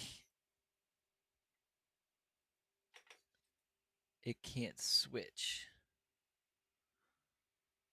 Oh, oh. I got so excited about removing that chip that I unplugged the HDMI that goes from this connector. Fucking hell, man. I got so excited. So here, there we go. We got our output.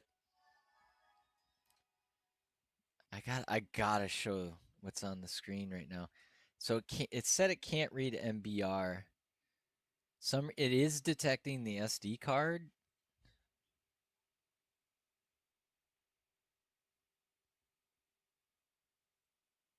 But it said can't read MBR. Normally, when I see that, we gotta double check our connections.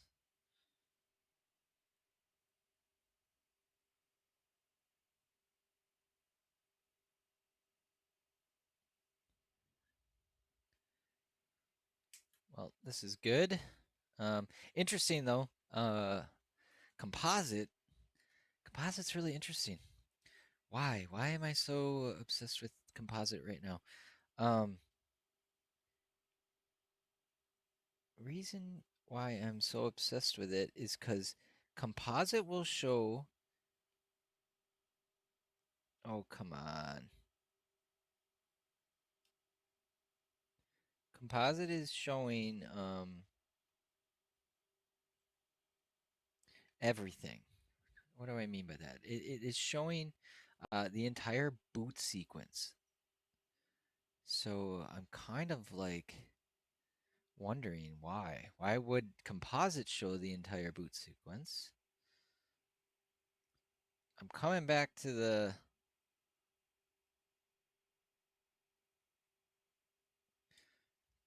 idea that there's a bad connection on this chip. You know, replacing that chip, I would have discovered. Let's see what happens. We should see this screen. Yeah.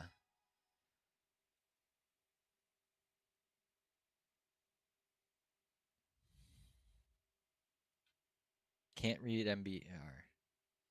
Okay, so it's having trouble reading this. I'm just gonna. What did it do? Why did we shut off?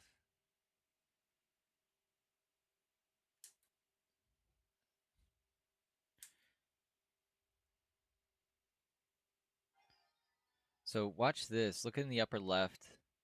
You'll see how it's like the sync is off.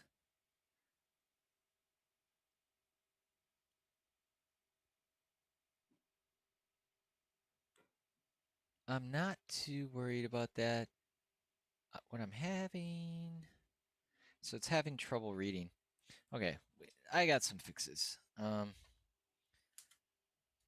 I've ran into this before, trying to do all these new SD card, new data points and stuff like that. And same thing with these SD cards. It's been hit or miss. You really want to put your SD card onto a 5-volt rail if you can.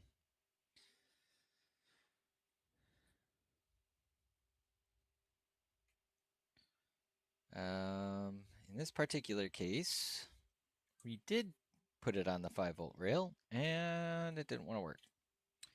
So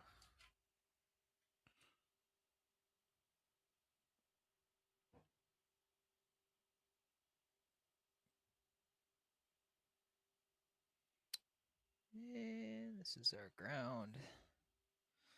And here's our power. Yeah, once again, I'm off camera. I'll get better at this as I do it more, guys. I promise. Just got to do it more. All right, so we got our positive here. This is your standard Dragon City setup, by the way.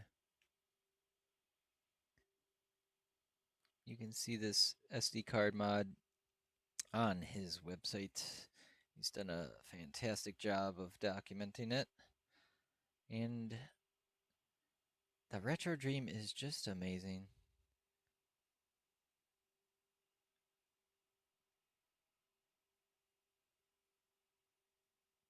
All right, so that is our typical setup.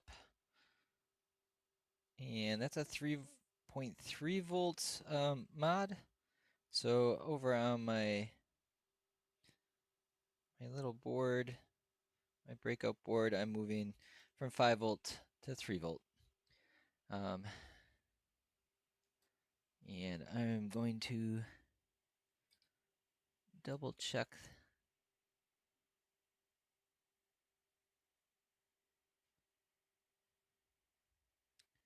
My luck is, yeah, no need to be salty.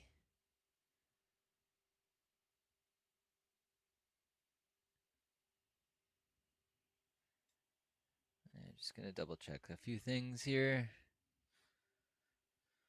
The most important is MOSI, CSCK, MOSO. Getting power is kind of the second. So MOSI is red. MOSI correlates to DI, and then MOSO is going to go to DO. In this case, DO is orange. And clock is SCK. SCK goes to yellow. All right, and brown, cable select. And that all looks good.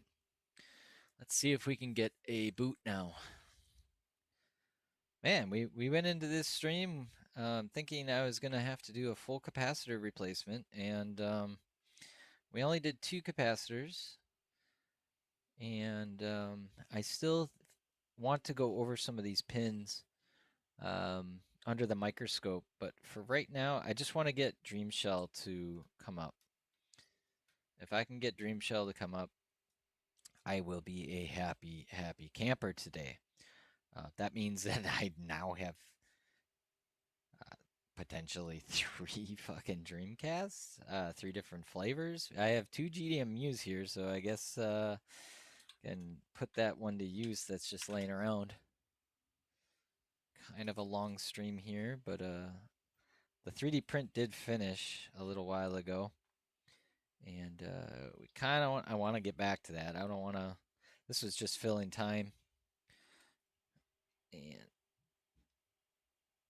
this is the story of my life. Hey, what's this? Shiny. Oh, go do that. All right. Here we go. Old school composite action.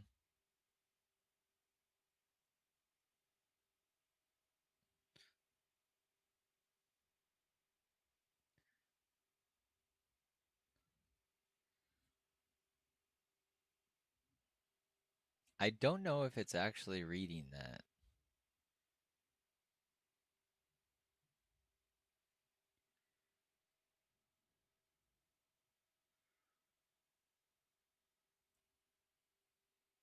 like I said, I've had some trouble with some of these actually reading properly. This is my favorite card reader, and it's dead to me, boy. Try this one. Yeah, this has been a whole lot of fun.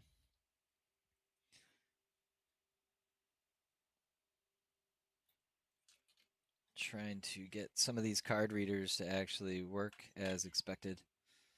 Man, I'm happy to see that composite though. I could probably output that so that we can actually view it on the stream as an input output. That would be cool.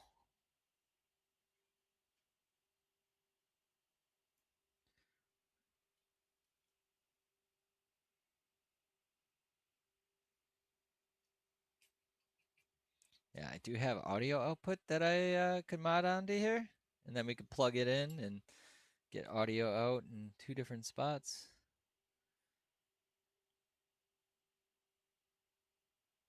I may or may not like doing this. It's more like, can we do that? Yeah, we could do that. Should we? I don't know. Should we? You know what? Where is whenever you're doing some soldering, throw some flux on.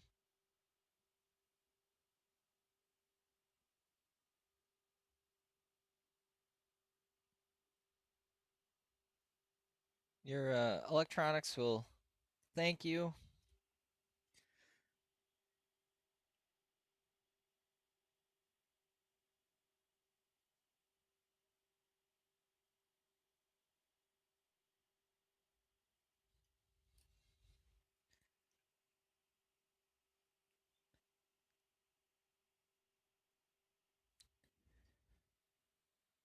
I know that that's a good card.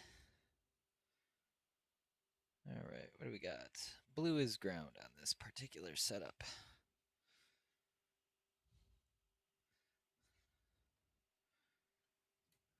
Yep, this is.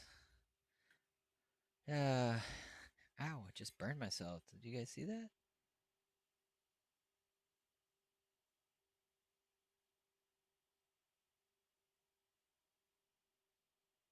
Do do do.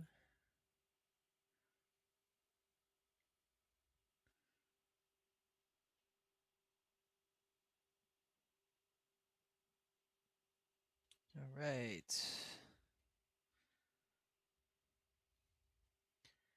Now, if my memory serves me right,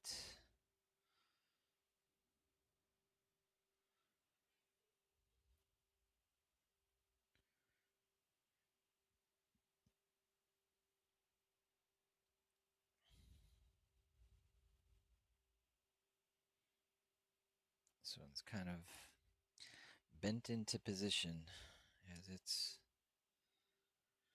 been down the ringer.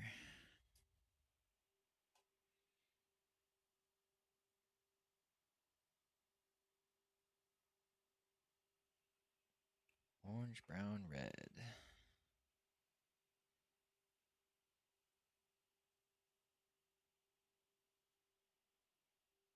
Orange.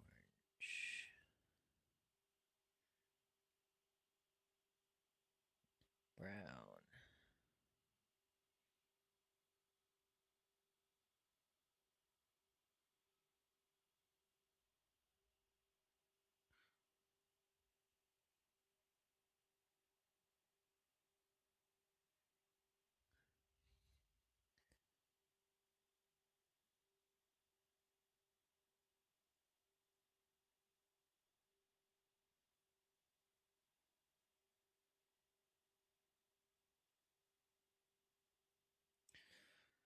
All right.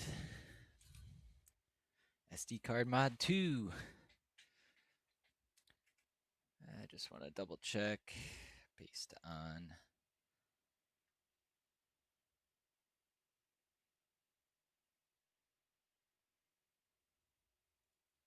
I'm glad. I'm glad it's entertaining to somebody. I enjoy it.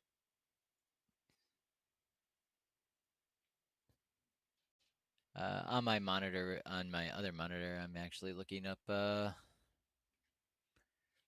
some of my notes.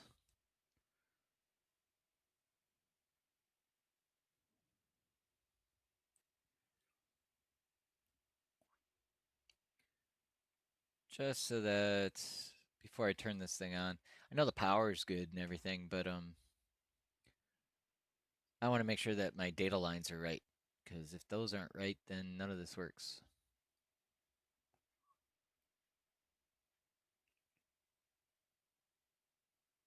Come on. Is this going so slow?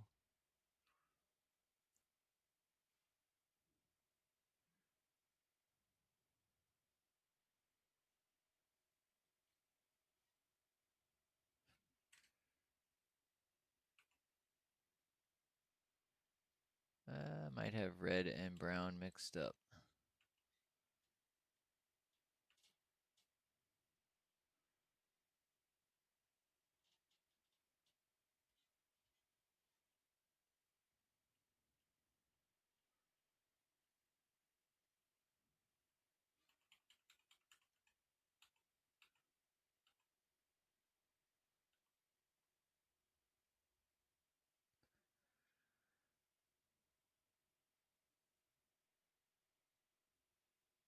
Oh, where's my note on this?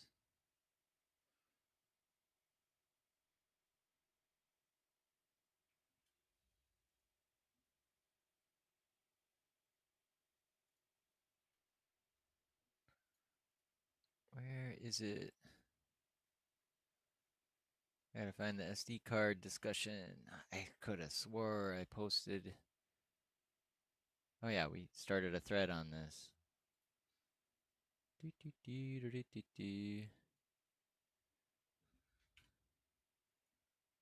All right. Clock D6. D6 is miso. Okay. D5 is clock. That's red. Blue and green. All right. Orange. D7.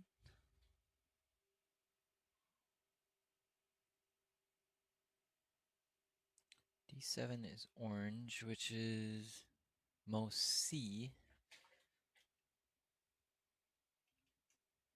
Mo C goes to orange. And then brown should be cable select again. D8. Right. That looks good. Let's see what happens with this particular setup. Man, oh man. We'll hook up our composite again.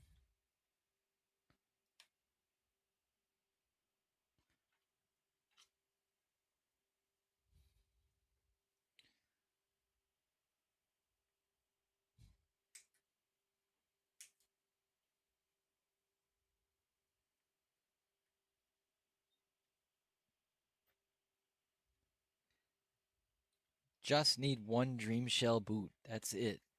If I can do that, I can happily take a pause on this stream. The controller's working, so all of our capacitors that were replaced there are working.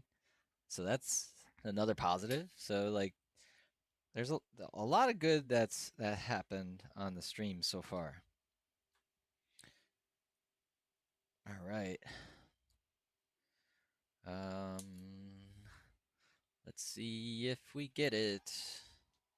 We got audio, we got composite, controller works. Kind of want to hook up yeah, it said it couldn't read MBR again. Is there some of the problems that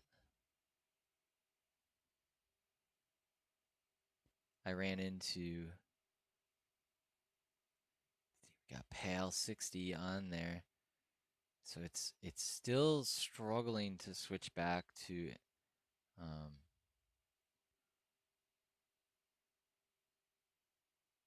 come on.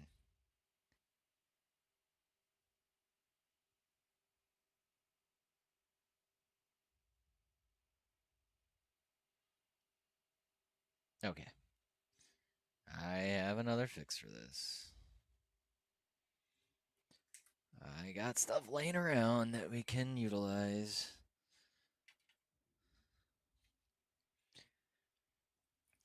Where is that? Toshiba 1 terabyte. Is this it? 1 terabyte.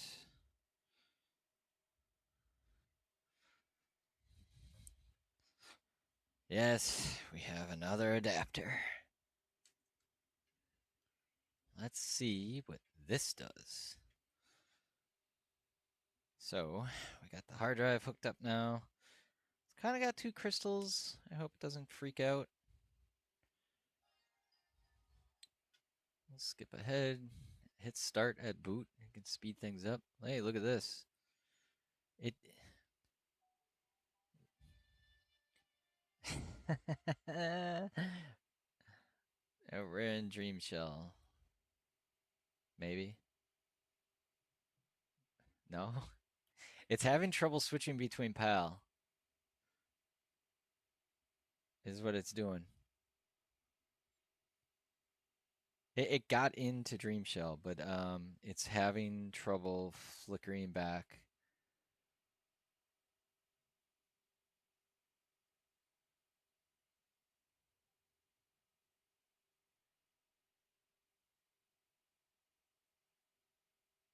Oh, we're so close. Yeah, I saw Dream Shell. I saw it. So, question now. Question. Why would it struggle with that? So it only read the SD card when I plugged in an IDE device. Now, what kind of significance does that have? I don't know. Maybe somebody out there knows, but only once it could see a device did it continue its boot sequence. Even though that we have this set up as a no GD-ROM kind of scenario. We do have our PAL fix jumper in place right now. I'm going to remove it. There we go. It's gone. Technically, this should struggle. Man, oh man, do I find it so odd that just... I do have a GD-ROM. I should plug that in. Just for the sake of, does it see... See, now I'm getting excited because we've made progress now. And once I see some progress, it's like, all right, get to the next dopamine hit.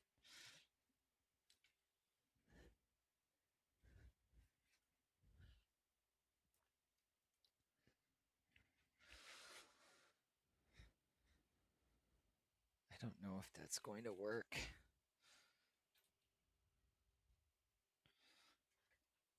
Why is it rocked like that? Oh yeah, that's right.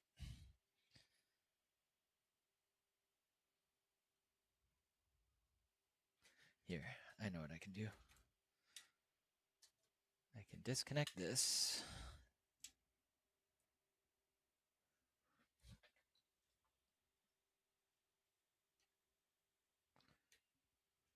Do that.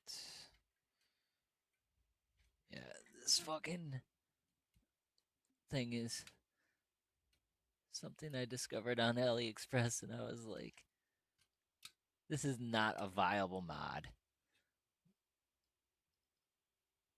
Come on.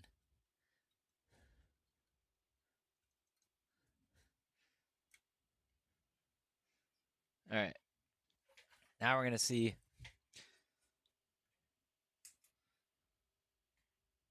Whoops. It actually started booting. I was actually surprised by that. We don't have a controller plugged in. Normally this is a trigger for it to not boot or do anything when you have no input. Okay.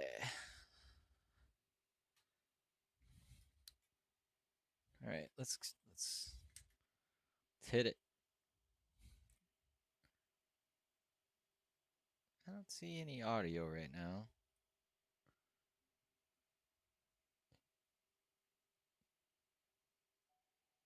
There it is.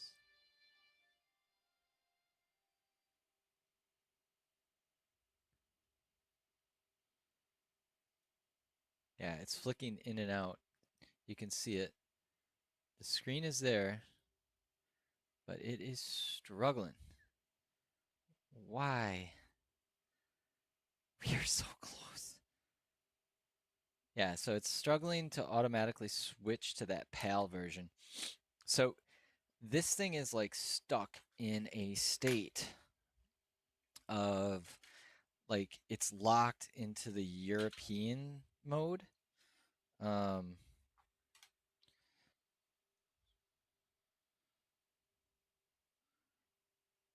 it's not switching back to in North NSTC, I believe it is. Yeah.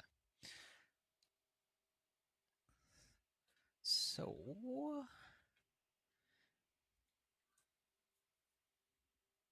I am going to try to jump 424. So says the rumor.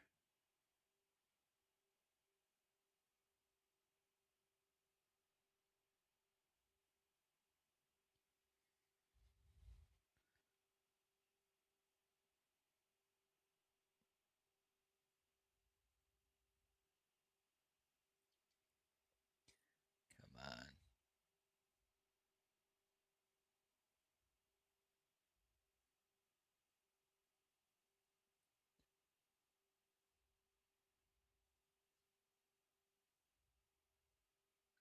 I think I got it. Yeah. It's a quick solder bridge that I'm doing in order to pull that off. Whoops, I did not show you guys what I was doing. Sorry, I really need that new camera.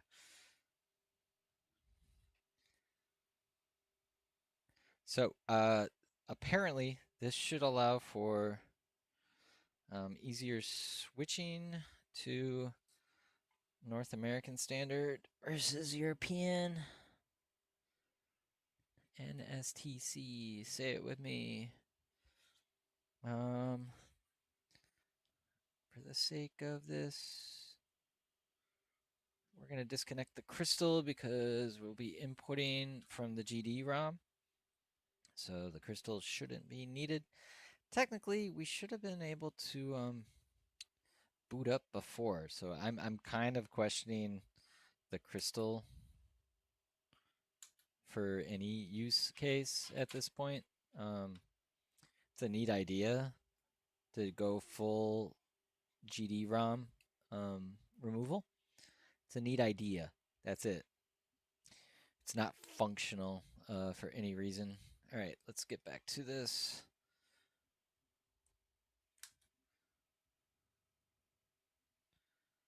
We got video, got audio. Hey, look at that. NTSC. Let's see if we get it. Let's see if we get it.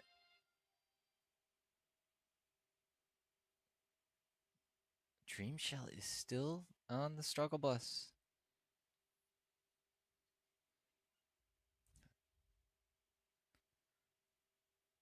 I mean, it is reading, but we're not getting it to, man, what could this be?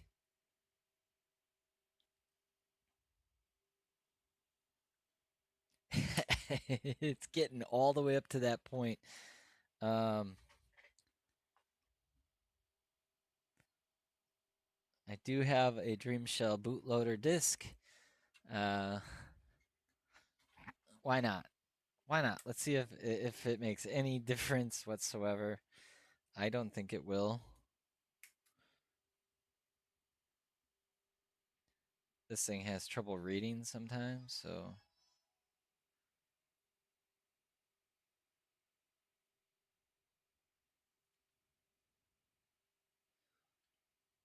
yeah. I'm fairly convinced that my flash mask ROM is just fucking this whole thing up.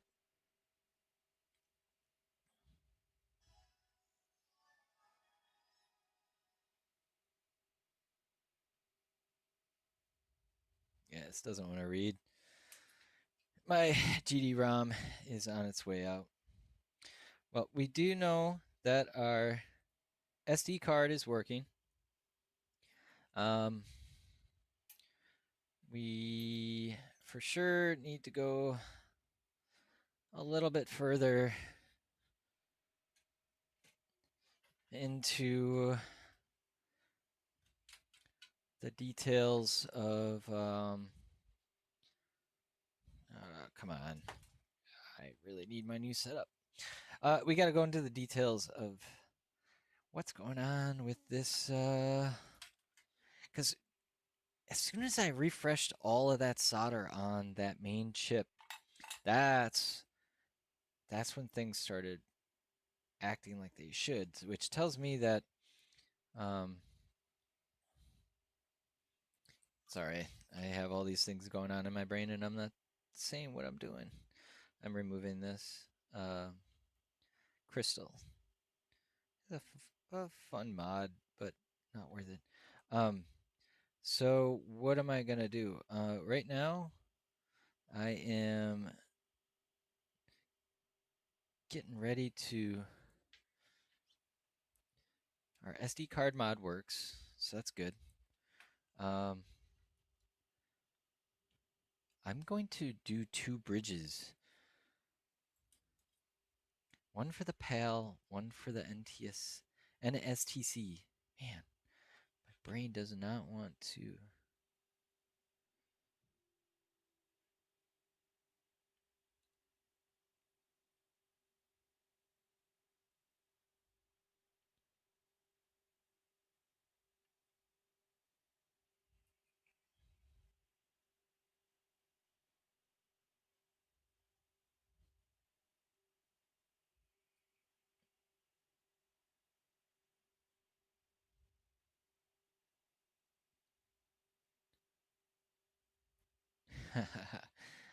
It doesn't want to play nice.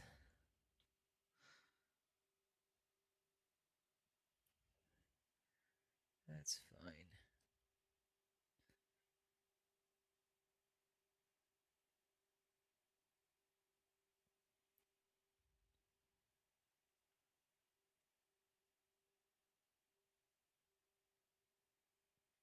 All right.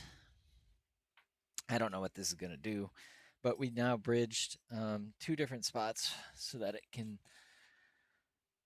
swap that signal.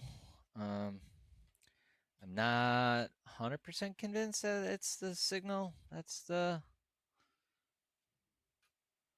issue.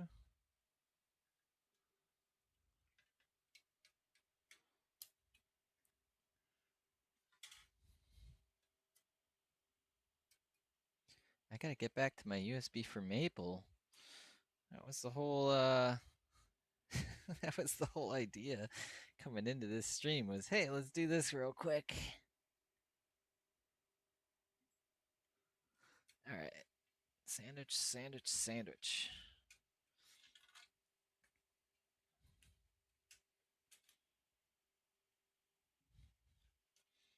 Nope. Tried to be clever again and didn't work out.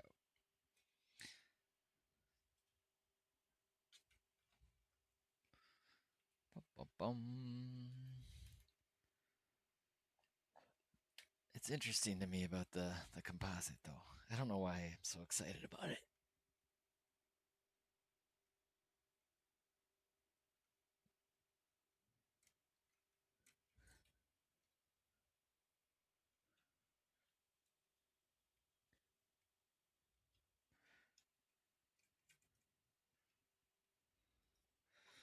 Okay. Controller. Dun dun dun. Let's go. All right, we got some strange video. It's like black and white.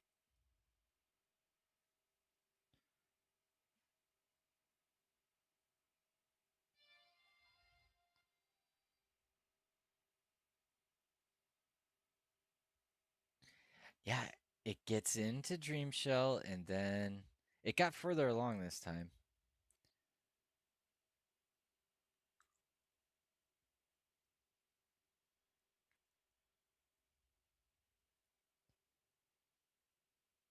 Weird.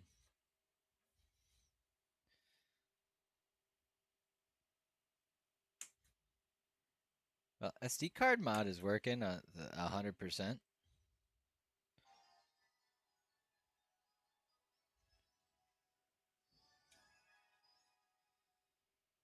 What's weird is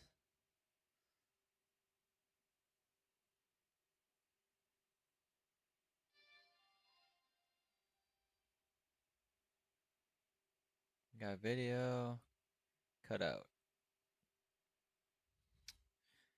It's cutting out. All right. All right. What are we doing? What are we doing? I'm busting out the microscope.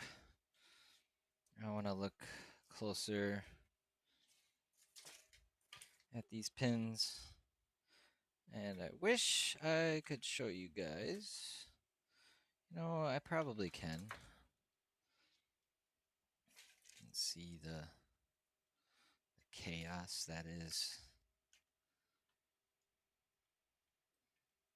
my desk.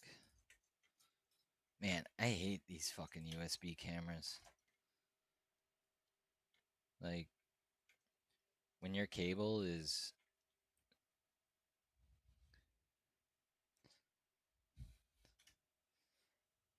friggin' way upside down on that.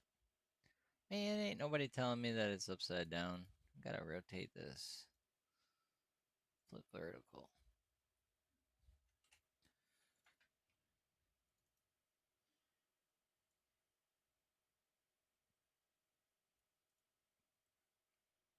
Yeah, I can literally see it.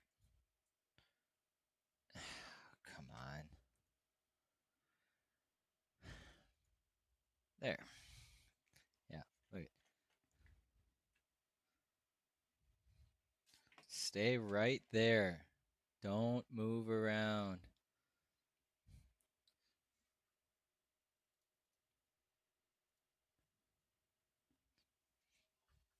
Yeah, somebody complained about that being too dirty. So I wiped it down. I hope hopefully people are okay with a little bit of workshop smudge. It's too dirty. It's the dirtiest monitor I've ever seen.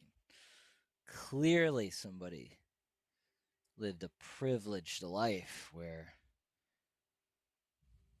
they didn't have any smudges.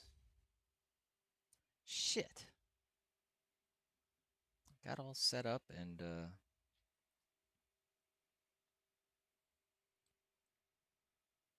wait. Freaking distracted myself. Do.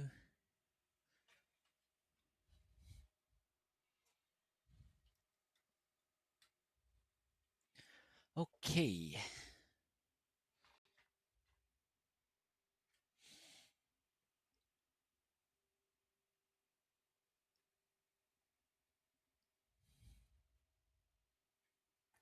This is where I really want this to be.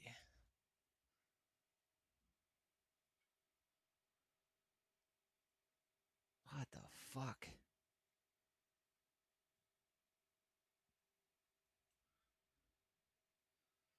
Do I even have anything this thing can hang out and chill on? This might be the best I can do.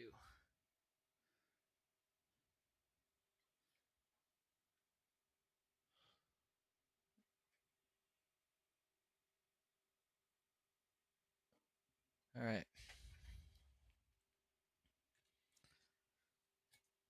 Now we can get down to some.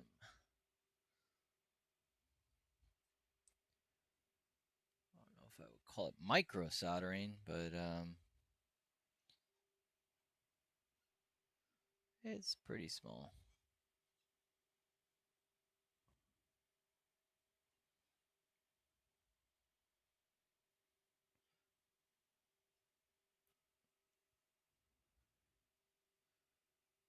So the area in question, let me grab.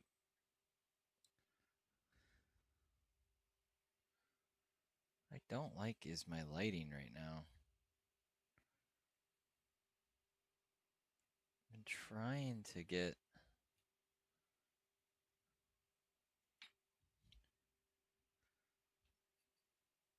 So the area in question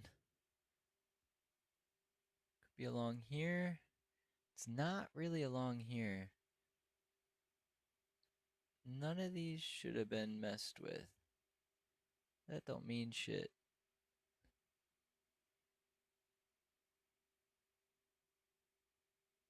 Yeah. So what do we do? What do we do? Because I have trust issues with all of these. There we go.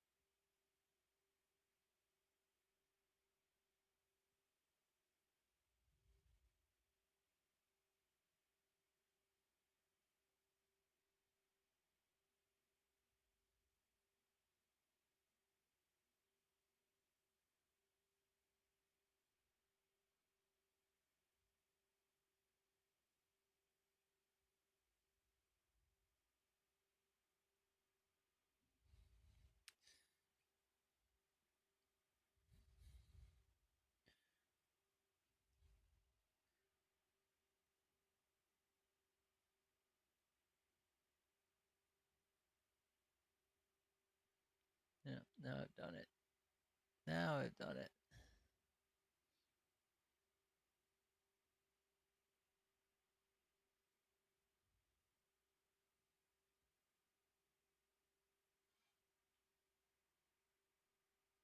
Kind of work that to the edge.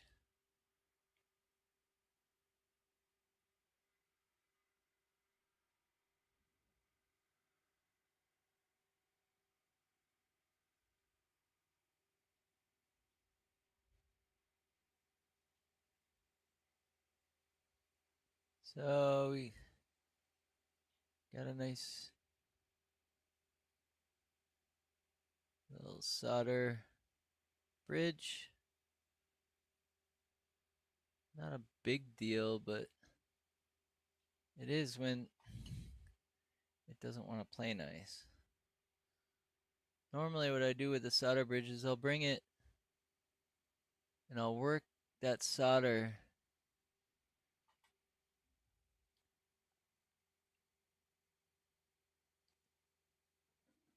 there we go.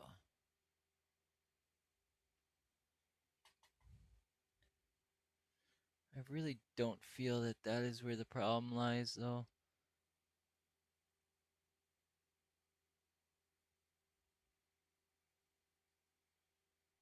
So this is where that HDMI cable actually connected, right down here.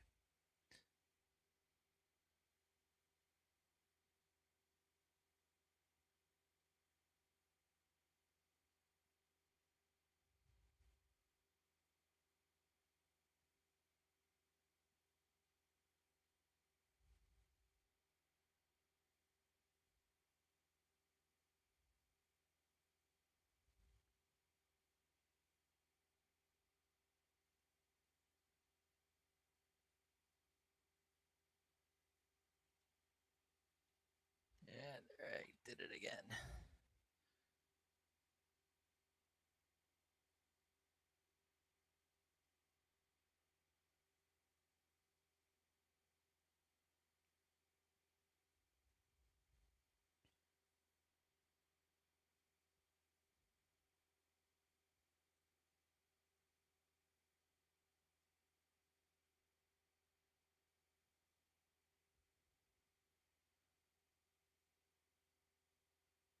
So if you look closely, what I'm doing is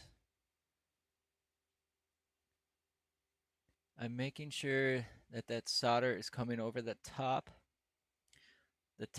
of the pin. And my thought on that is that some of these are lifted up a little bit. So what I'm doing is I'm actually flicking the solder so that it actually kind of goes upwards.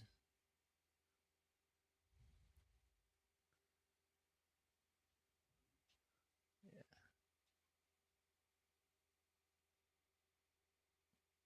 Kind of hard to see.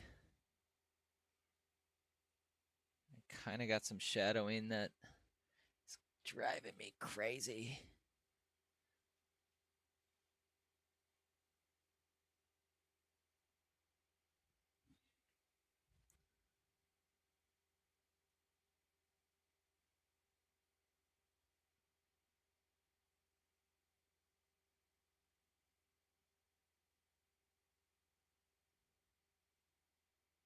You can see it over here a little bit easier. I think these are good.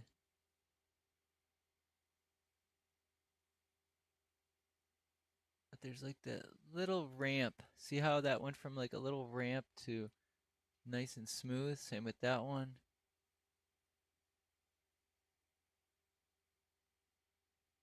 Same with that one. So I feel more comfortable now that those are actually making a good connection.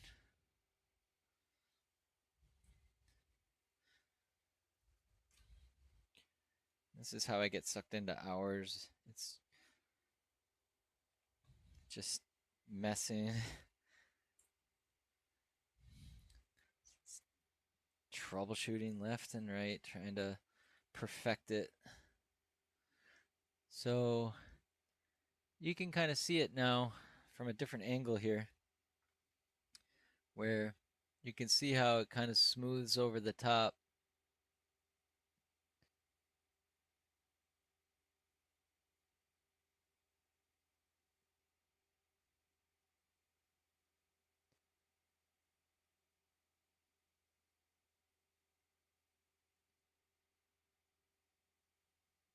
Yeah, see. This is where my perfectionist always gets me. It's gotta be perfect. But see, like these kind of could use a little bit more. A little bit more solder. So what I'm gonna do is grab my trusty flux. You can never have enough flux. Anybody that tells you, oh, that's too much flux, doesn't know what the fuck they're talking about.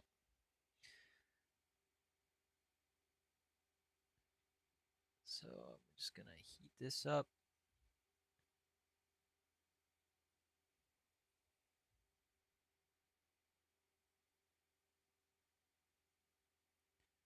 So you'll see how that's nice and smooth now? Whereas before it really wasn't.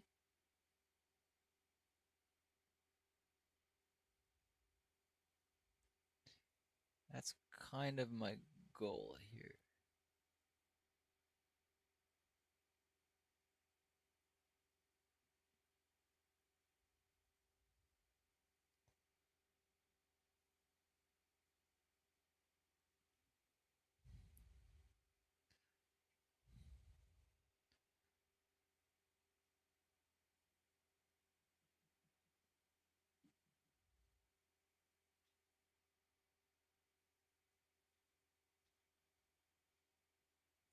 that pin's being a little bitch.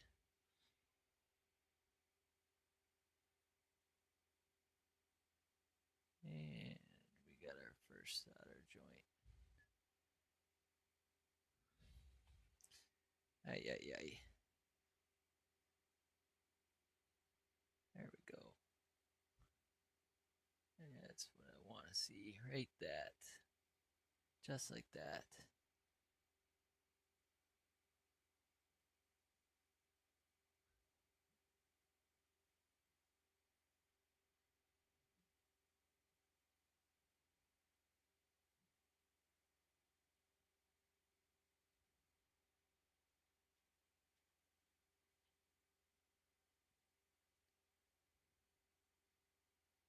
To be totally honest, I think this is as far as I can go. Ah, fuck me.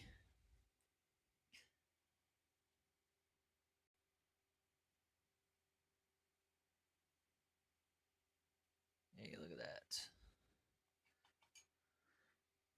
I don't think there's anything else that needs to be done.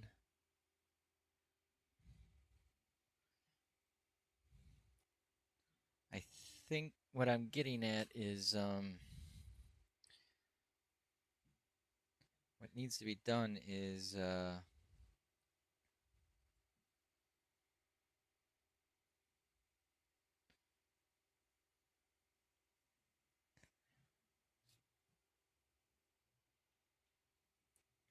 the mask ROM. Man, clearly I need to take a break. But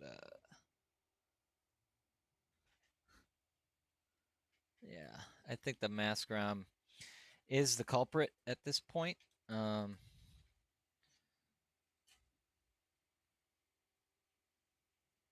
going to get rid of this.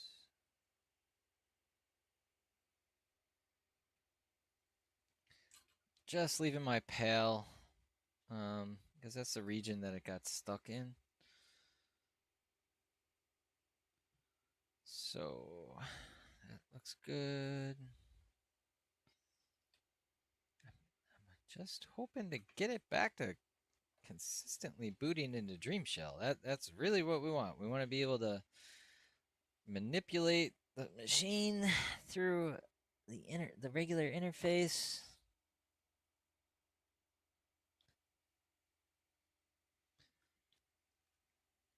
And I'm only using this setup right here because it does call for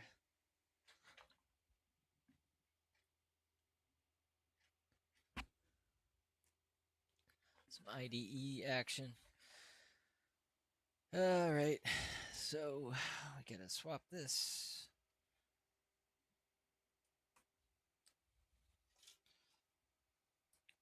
I know we really don't need the composite, but we definitely got some different results.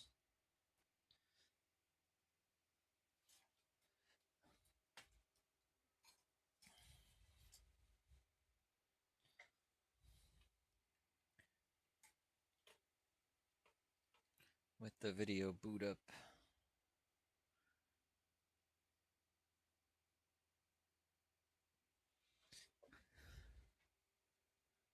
Da, da, da. After this, I need a break.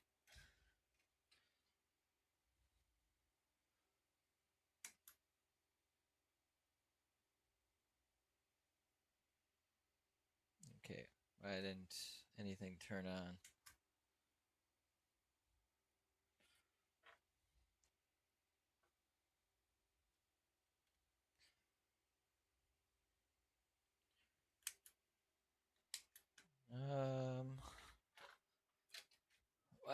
What's going on?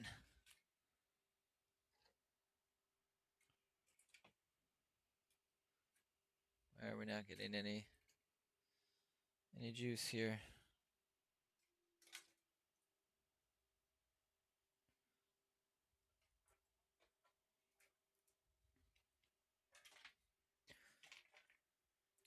just want to do a quick test here.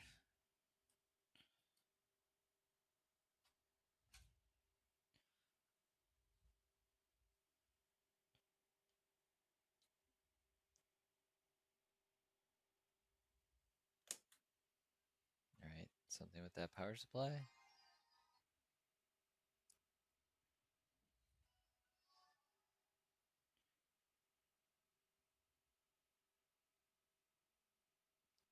Reading the drive, we're seeing pals.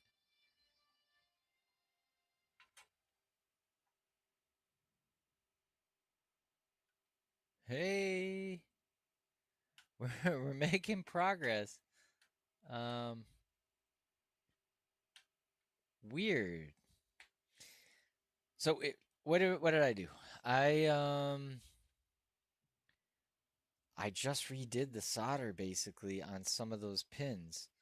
Um, Now the question is like, because the composite looks good, our RGB out, um, we got some weirdness going on there. So, um, better, but not perfect. It's usable. That's a step forward. So we're gonna take a break right there. That is a success. I'm gonna go through those pins a little bit more. Um, we're booting. That's really what we wanted to get this board down to, and we're booting off the SD card mod. That's a huge plus because that's been in question for those that have been following in the Sega Outcast group. So, with that, I am happy to pause. I'm grabbing something off the 3D printer right now, though, because see how this stuff comes out. Now I gotta pull it all apart and assemble. So, thanks for joining in.